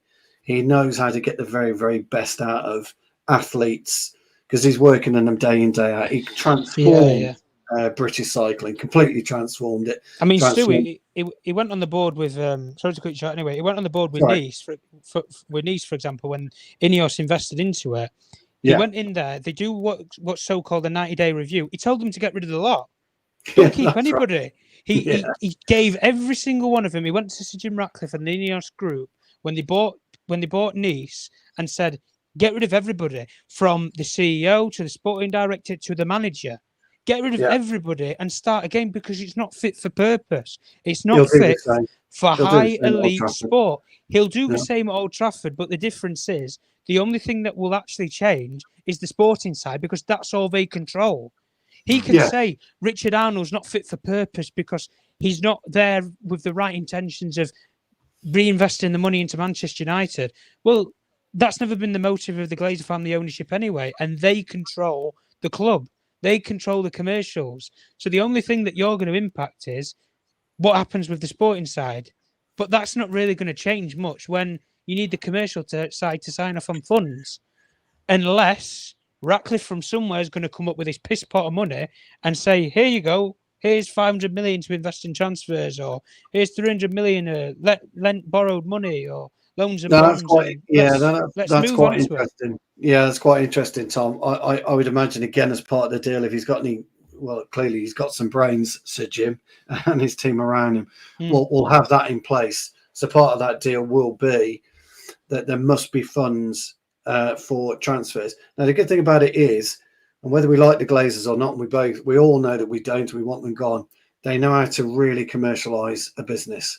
They're masters at it, absolute masters. And Richard Arnold, and Richard Arnold in particular is a master marketeer. He's a terrific commercial guy, and I will keep him on in a commercial director role. But again, that's on the flip side of what Sir Jim is. And you're absolutely right about Sir Dale Brailsford. He'd get rid of Murtaugh. He would completely. I'll tell you all straight away. If he come in and he did this 90-day review and he was the head of it, he would say to get rid of the lot of them. And I mean the lot. And when I mean the lot of them, I mean he would get rid of every single department and he would start from scratch. Nice at the time, I think they had about 60 sporting and commercial representatives or titles anyway for all those people. They got rid of 60 and they replaced them with 40 people. They cut the actual amount of it they needed down, so they chop and changed it to a short size in it, but then they got quality football operators in place. That was the difference. So it's not about quantity of people, it's quality. Yeah. And if you don't have the actual expertise, like I said, Dave Brailsford does, and if I'm being honest with you, if Sir Jim Ratcliffe bought the whole football club tomorrow, I'll tell you straight for a fact. Sir Dave Brosford would be United CEO. Richard Arnold, mate, he would have been packing it. He would have been packing his bags, empty your locker, see you later. There's no two ways about it. And John Murtough wouldn't be far from him. But like we was just saying before about, and Stu was saying about how the actual football panel would work. You're going to have Ratcliffe, who's going to be in there because he's the minority stakeholder within United. So he's going to have some influence, and he's viewing to take over in the future. So he's going to want to know what the future holds, effectively. Brailsford's going to be in there because that's his guy, who he runs with it. And then you're probably going to have, so the two from Ineos, and then you're probably going to have two who represent the family with the Glazers, which will be one of them in probably Joel or Avram. I would say more likely to be Joel. And then you're probably going to have Richard Arnold sit there because he's their guy. And if it wasn't Richard Arnold, it would have been Ed Woodward. That's just how it works. But the way that I know anyway with Ratcliffe is the way that he's been able to manifest this whole thing. He's a very good negotiator. That's the one thing I've always knew with Sir Jim Ratcliffe. As a businessman, he's a very good deal maker and negotiator. And the way that he's actually cultivated this deal from anywhere, I really don't know. And like you're saying, Stu, and I completely agree with you, he needs to have this fine-tunedly combed. If he doesn't have every single detail in black and white, if there's a clause that the family can pull where he can lose some of his shares based upon that he doesn't have necessary control, or they can liquidate some of their B shares that they sell to him and turn them to Class A shares, so he has fuck all voting rights, but he just has a percentage of United. Well, he's not going to have any sort of grasp of the controlling of the club. It's no good And for at the him. end, at the end of the day, who's to say that the Glazer family will give Sir Jim Ratcliffe the opportunity to buy them out, but they might have a ridiculous price and propose it to him that he's not prepared to pay. So he's suddenly stuck there with 25%. They can put their whatever remaining shares on the line, 50, 55%, and then say to like such a Sheikh Jassim, do you want to buy this? 55, 50% here? United, Manchester United, do you want to buy half of United? But you'll have control of the club. So you'll have what Sir Jim wanted originally.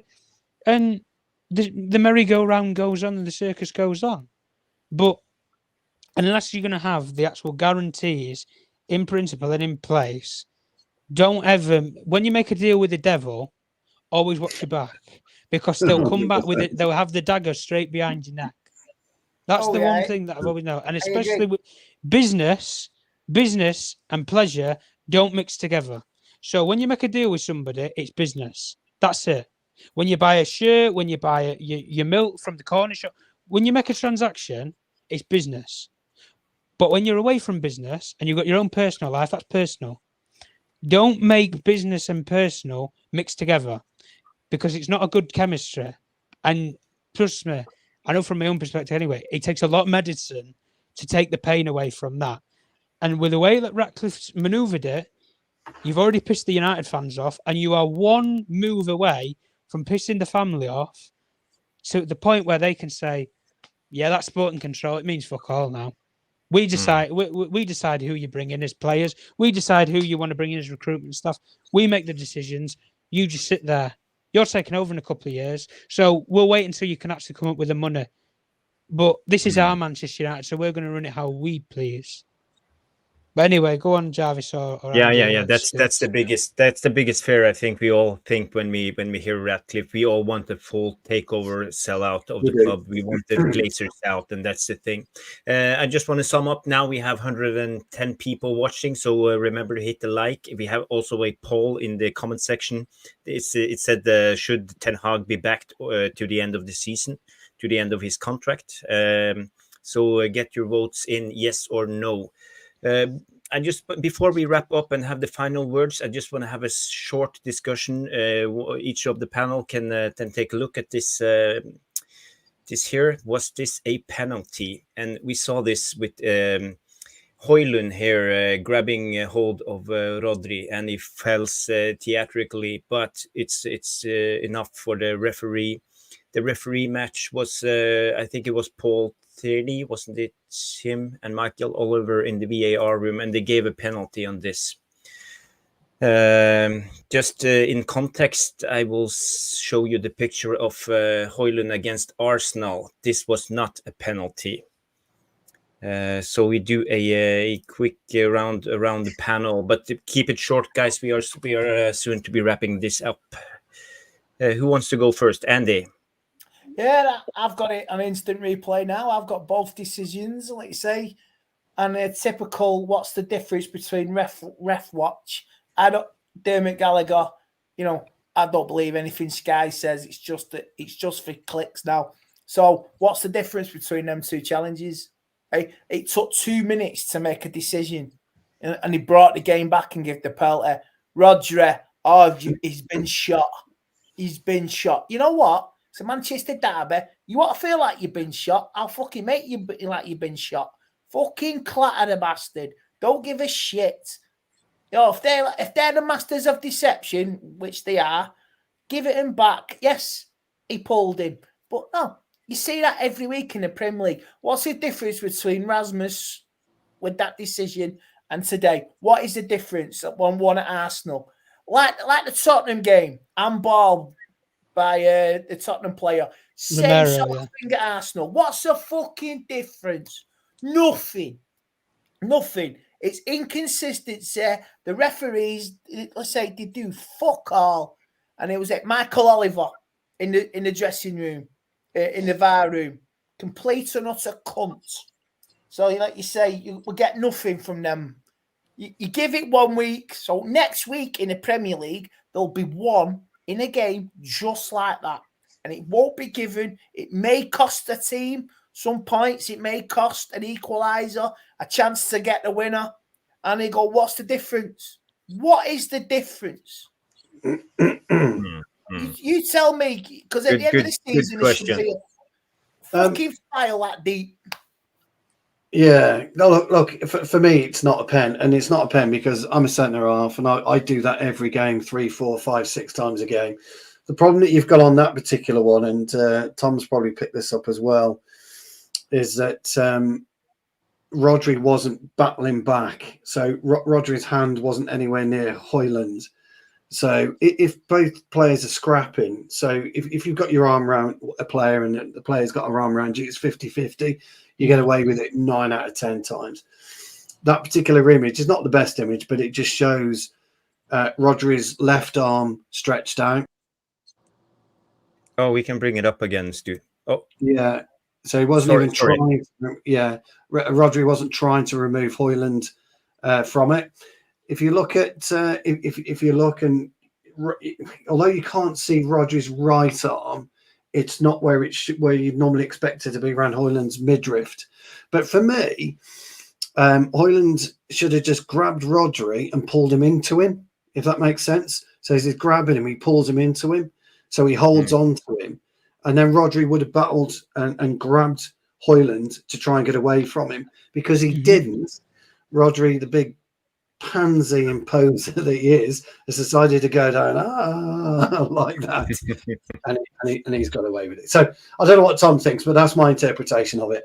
I thought it was really, really soft. If you look at Foden in there holding Rashford, look where Foden's got Rashford. He's got him round the front and at the back, and he's holding him, so Rashford can't move. If you look where Haaland is, Haaland's kind of arm is kind of almost between Lindelof's arm, if you can see, almost by his armpit. It's a strange image. But what he's doing is they're trying to hold each other to get some kind of leverage. McTominay scrapping with Maguire, I'm not too sure about that. And as for but ultimately, that's the reason. Unless Tom, you've got a better explanation, but that's the way that I view it. No, I wouldn't disagree with you, Stu. I think the way that you can look at it from this perspective is, if you look at the contact that's actually made here, fucking hell, would it even knock anything over? I don't even think that'd blow a piece of paper over. No, really, the way that he's touched him, I really don't. But if you just flick it to the other image, Jarvis, when you've got a second, if you flick it to the Arsenal game, for example, where's the football, guys? I think I'm watching rugby here. You are. I've seen more harder tackles playing rugby. I've been tackled like that when we've played rugby years ago. That is not football. That is rugby. And in the context of the other challenge, this is not a penalty, but the other one is. I fail to see the quality of it. But the one thing that you can say with Manchester United is, where's the PGMOL statement for Manchester United? You never fucking have one. You never ever have one. Yeah, and the exactly. reason why is, if the PGMOL send a statement to Manchester United to say that we've made a human error, as they call it, or mistaken translation with officials or technology, if you make that sort of statement to Manchester United, that discredits you as an organisation. Why? Because Manchester United is the biggest name and biggest brand in world football. And your statement doesn't just get shown in the Premier League to a club like Brighton. It gets shown worldwide to a whole generation of fan bases worldwide. But the one thing that I've always said with VAR is, especially with offsides, and I think offsides is probably the worst decision that gets, mistakenly done for wrongly so many times, is the automated system that works for the Champions League, and it worked in Qatar as well for the World Cup. I like the automated offside system. I think it's the best technology you can use, and it takes the human error element away from ever having an offside decision. You look at it from a foul perspective. Technology can't solve if it's a foul or not. So I can understand from that perspective. You can make a mistake or you can't. But the referee in that instance, I don't see that as a human error. The referee didn't blow for a penalty, and VAR normally states in the laws, correct me if I'm wrong, it has to be a major error of impact on the referee's behalf. When you play that in full speed and full flow as a referee, that is not a human error. And the referee, I don't think, has made an error there at all. If I'm being completely honest with you, I just think they're making a meal out of it to make a more. And I think with the way that I interpret that is the same way that Stu interprets it. When you look at where Højlund's arm actually is, there's no direction to actually even bring Rodri down. If you wanted to bring him down, put it this way, Rodri's a quite bulky sort of player. Yeah, he's a big lad, yeah. It won't take, you'll need two arms to bring him down, not one. So at the end of the day, the way that he's gone down being shot, I'm really not surprised, because that's how football's gone nowadays. But the way how I always see it anyway with football is, if you're going to give away a penalty, fucking stick it on them. When you take them down, when you take them down, I don't care. Stud them on the shin, stud them on the back. I don't care. You're in a Manchester derby, do it. Get fouled, foul them, take a yellow card. I don't care. Make it meaningful. Or take him down so he breaks his chuffing arm and get him off the football field. That's Manchester United for you. That's rivalry. Roy Keane he wouldn't have put one arm around him. Fucking hell. He'd have put the boot in, he'd have chuffing spy at the plate, he'd have done everything. We know what the legacy of United is with our players. So at the end of the day, I've seen our players, scissor kick fans in stands. So I know the meaningness of what Manchester United and aggressive behaviour means. And if that's a foul, mate, let's be honest, I think anybody will fall out of football. And if that was given at the other end, yeah, we'd be rejoicing that you get a penalty and everything. But I think if you're a football realist, you'll understand that it shouldn't be a penalty anyway. If you go back, one more thing, if you go back to what happened in January with City with the offside, we were the fucking villains. You know what I mean? Oh yeah, we Rashford. Everybody was fucking so sympathetic with Man City. It was a national scandal. You think we shot the president? You can just go back to the Wolves game with Onana coming out in the last United minute. Was on the grassy knoll with a gun shooting at the president in Dallas in '63. That's how pathetic the outrage was. And now they're getting this. We'll never get the apology. Liverpool got an apology. Arsenal got an apology. It doesn't ring the same, Andy. It doesn't ring the same.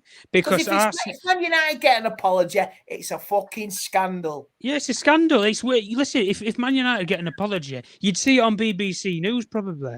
If Arsenal or fucking Liverpool get it, you'll barely even see it in the Liverpool Echo. Believe me, mate, it will be debated in the fucking White House with the president. It will be debated in the House of fucking Commons. It will be debated. It will be debated at the UN. That's how mad it would be. It'd be debated at the UN. Yeah. Well, I think what are your thoughts, Jarvis? Anyway, Jarvis. Jarvis, what's your thoughts? Do you think it was a penalty or not? We'll leave the floor to you. Well, in the eyes of the law, it's a penalty because he uses his arm to stop a player inside the 18-yard box. But if this is the line the referees are putting, and now they have to give 1,000 penalties for the rest of the season, and they won't because they have painted themselves into a corner, and that's on Michael Oliver, and Michael Oliver needs to apologize to his colleagues in the referee FA association, and come out and say something, because this is not the way football is. Privately, that's going to be scrutinised today. That will be on a topic. What's the difference, Oliver? Has he been pulled? What is the difference between them two incidents? What is the difference? Come on, please tell us. Enlighten us. We need to be educated and learn from our mistakes. No, it'll be fucking swept under the carpet like fucking everything else. Yeah. Well, at the end of the day, we lost the game. City was only in second gear. They could have scored more goals. We lost the game 2-0. Or was it 3-0? I forgot now. 3-0, but don't worry about it. 3-0, but it could have been 6-0 or 7-0 if City have really wanted. So at the end of the day, the penalty, I don't think it would have mattered for the outcome of the game, but that's just my personal opinion. So any final words, guys, before we wrap up? I heard that, Andy, you had something to say. You mentioned before the show. Oh, I think I said it. I think he's done it. I said what I needed to say. I got it off my chest. So, like you say, learn quick, and if you don't learn, you're gonna sink. Because I've had it with this fucking set of players. Give the kids a chance. Like I say, I don't care. You got 3 games now. If you can't win them 3 games, seriously, fundamentally, you shouldn't be at this football club. I'm not interested in you crying, you want sympathy, your leaks, your self-preservation. Think of who the fuck you play for. And I'm not having it. Like I say, if we lose convincingly Wednesday again, it'll be like you say, you sniveling little toe rags will be self-preserving yourself, and you'll destroy this manager. You are destroying this manager, and it's not fair on him. Even though he's making mistakes, you have been given a God-given right, and you are in a privileged position, and it is not acceptable. Just a couple of things from me, Jarvis. First thing is get behind the lads on Wednesday. You know, we got Newcastle. Let's try and get a win and see what happens. And secondly, most importantly, tomorrow in the UK is the last day of Breast Cancer Awareness Month. So give all the girls in your life, your wives, your girlfriends, your daughters, a big hug and a kiss. We love you all, and stay safe. Tom, any last words? Where is Tom? Tom is not here. Okay. Well, I just... Are you here, Tom? No, he's not. I just want to say, just want to bring Mark in at the end of the show, because he's been our producer. Mark, are you here? Hey guys, what's up? Everyone enjoying the night? Top stream to everyone. Enjoyed the content, Andy, as always, too. You've been good. Jarvis, thank you. Flowers, you know. Thank you. What's going on? Thank you.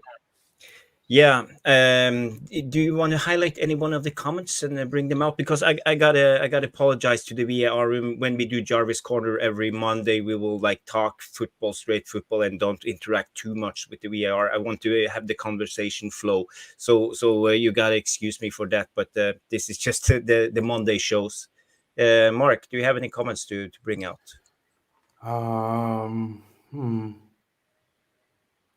This one. Because this one is the one that really has me thinking about stuff now. Because at the same time, we're talking about Jim, we're talking about, all the stuff that could possibly happen with his 25% stake, him coming in and taking control. What are the effects of that? But at the end of the day, it seems to me that we don't really have enough money. We don't have money if we wanted to sack Ten Hag. Not that I want Ten Hag sacked. I'm Ten Hag again. I think he will get it right eventually by the end of the season. You know what I mean? I just feel like we don't have no money, and it don't seem to me like we're making any money to say we're going to have a kitty in the transfer for January to bring in some players, far less for the summer. So it's like, what are we really going to do? Are we going to I think the only thing we could possibly do is focus on the youth and bring them forward, regardless if they're ready or not. We're gonna have to prepare them on the job. Yeah, we have maxed out our credit card at the moment. We don't have any money.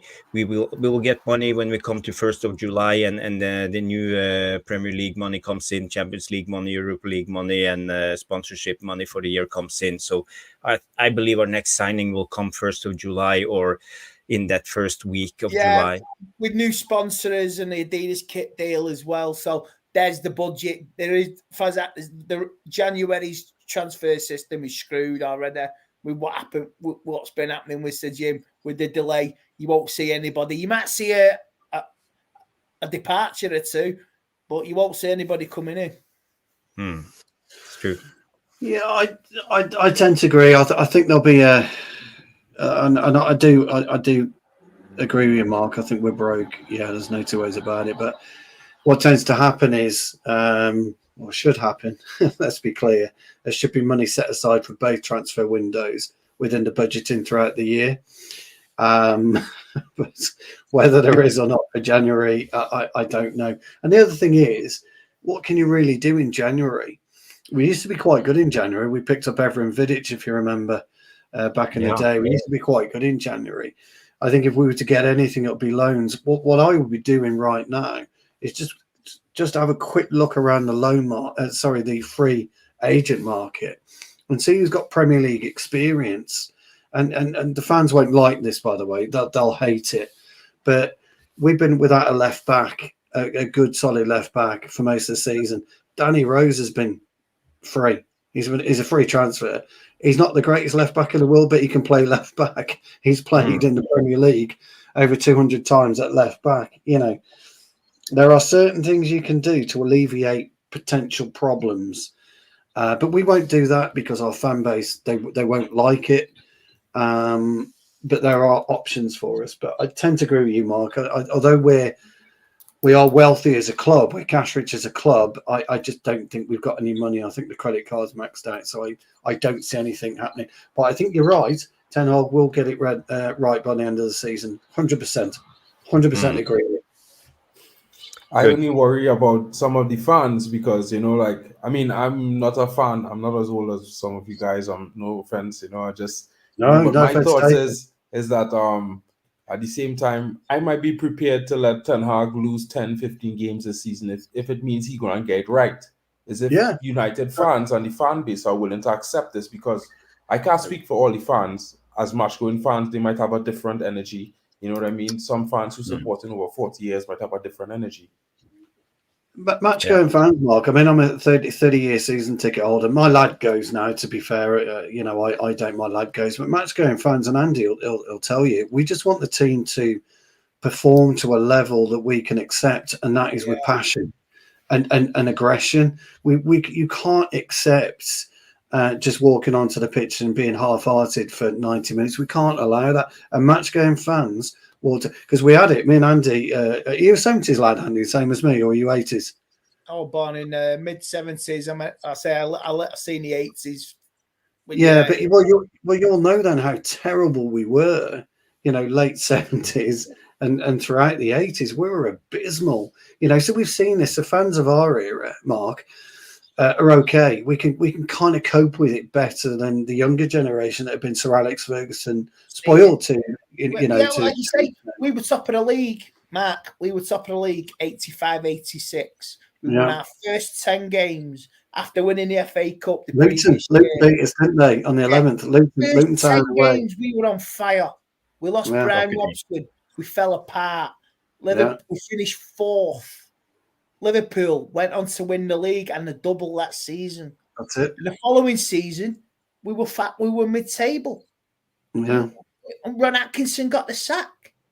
We were fighting near the bottom. Then a certain Braveheart came in, a certain Scotch gent, and the rest is history, as they say, mate. I say I can deal with finishing 10th, 12th. It's even up till 1990. Man United, in Ferguson's 89-90 season, that Man United finished 12th on 48 points. Correct. They were in a relegation battle with Man City. We were up until Yeah. the last 6-7 games, and we just see we were safe with about three games to go, and we just chilled. And I accept it. The following season, we finished 6th, which was an improvement on finishing 12th. And the following season, we finished 2nd and lost the league after being on top till the last 3 games. Then the season after that, we won the Premier League. That match that Andy's talking about, Mark, believe it or not, was played on a plastic pitch. It was one of the very first AstroTurf pitches in the UK at the time against Luton. Luton Town, we got beat by, was it I'm not going to say Asa Harford, Mick Harford. Is it Mick Harford header? We got beat 1-0, didn't we? Yeah, in 85, 86, yeah. Mick Harford, God rest him. Yeah. Yeah, I think it was a Mick Harford. Les Seeley was in goal. Les Seeley, Man United keeper, was in the goal. Dennis the Menace. Dennis the Menace was Les. And we first 10 games. In fact, we were going to set the record, weren't we? If we'd won 11, we were going to set the record. Our first defeat, Sheffield Wednesday away, I went with my dad. That was the first defeat of the season, the 11th game in. And I remember going to Sheffield with my dad in a clapped out old van. What my dad did just passed his driving test. I think it was might have been October, November 1985. League champion.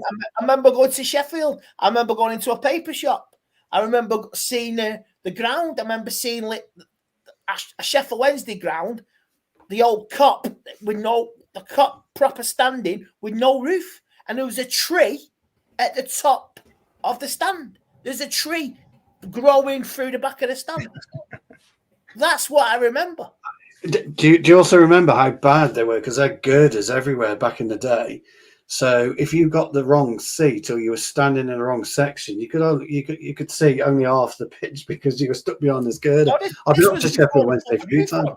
That season was before they put the roof on. Amazing. That was one of the last seasons where it was open terrace right up to the back. You could see a tree. You could even see the hills outside Sheffield on a clear. As the darkness came, just you see the lights coming on in Yorkshire. The lights, the little houses, the 2 up, 2 downs.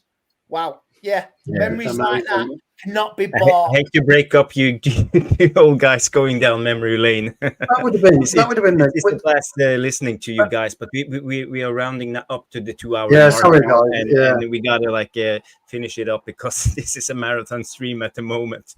But yes. I just want to say thank you guys for coming on. Stu, great show. Pleasure. Andy Tate, you've been a legend today. People have been cheering you on from the VAR room. Mark steering the VAR room and the comments and being the producer. I will give a big thanks to Tom Journalist 1. You can follow him on Twitter to coming on. And maybe we should just remind people, hit the like, hit the subscribe, and you can hit the bell and you will get the next show, a reminder. And we will be on tomorrow. Will you do a morning show, Mark, tomorrow? Yes, I'll be on 9:30 in the morning.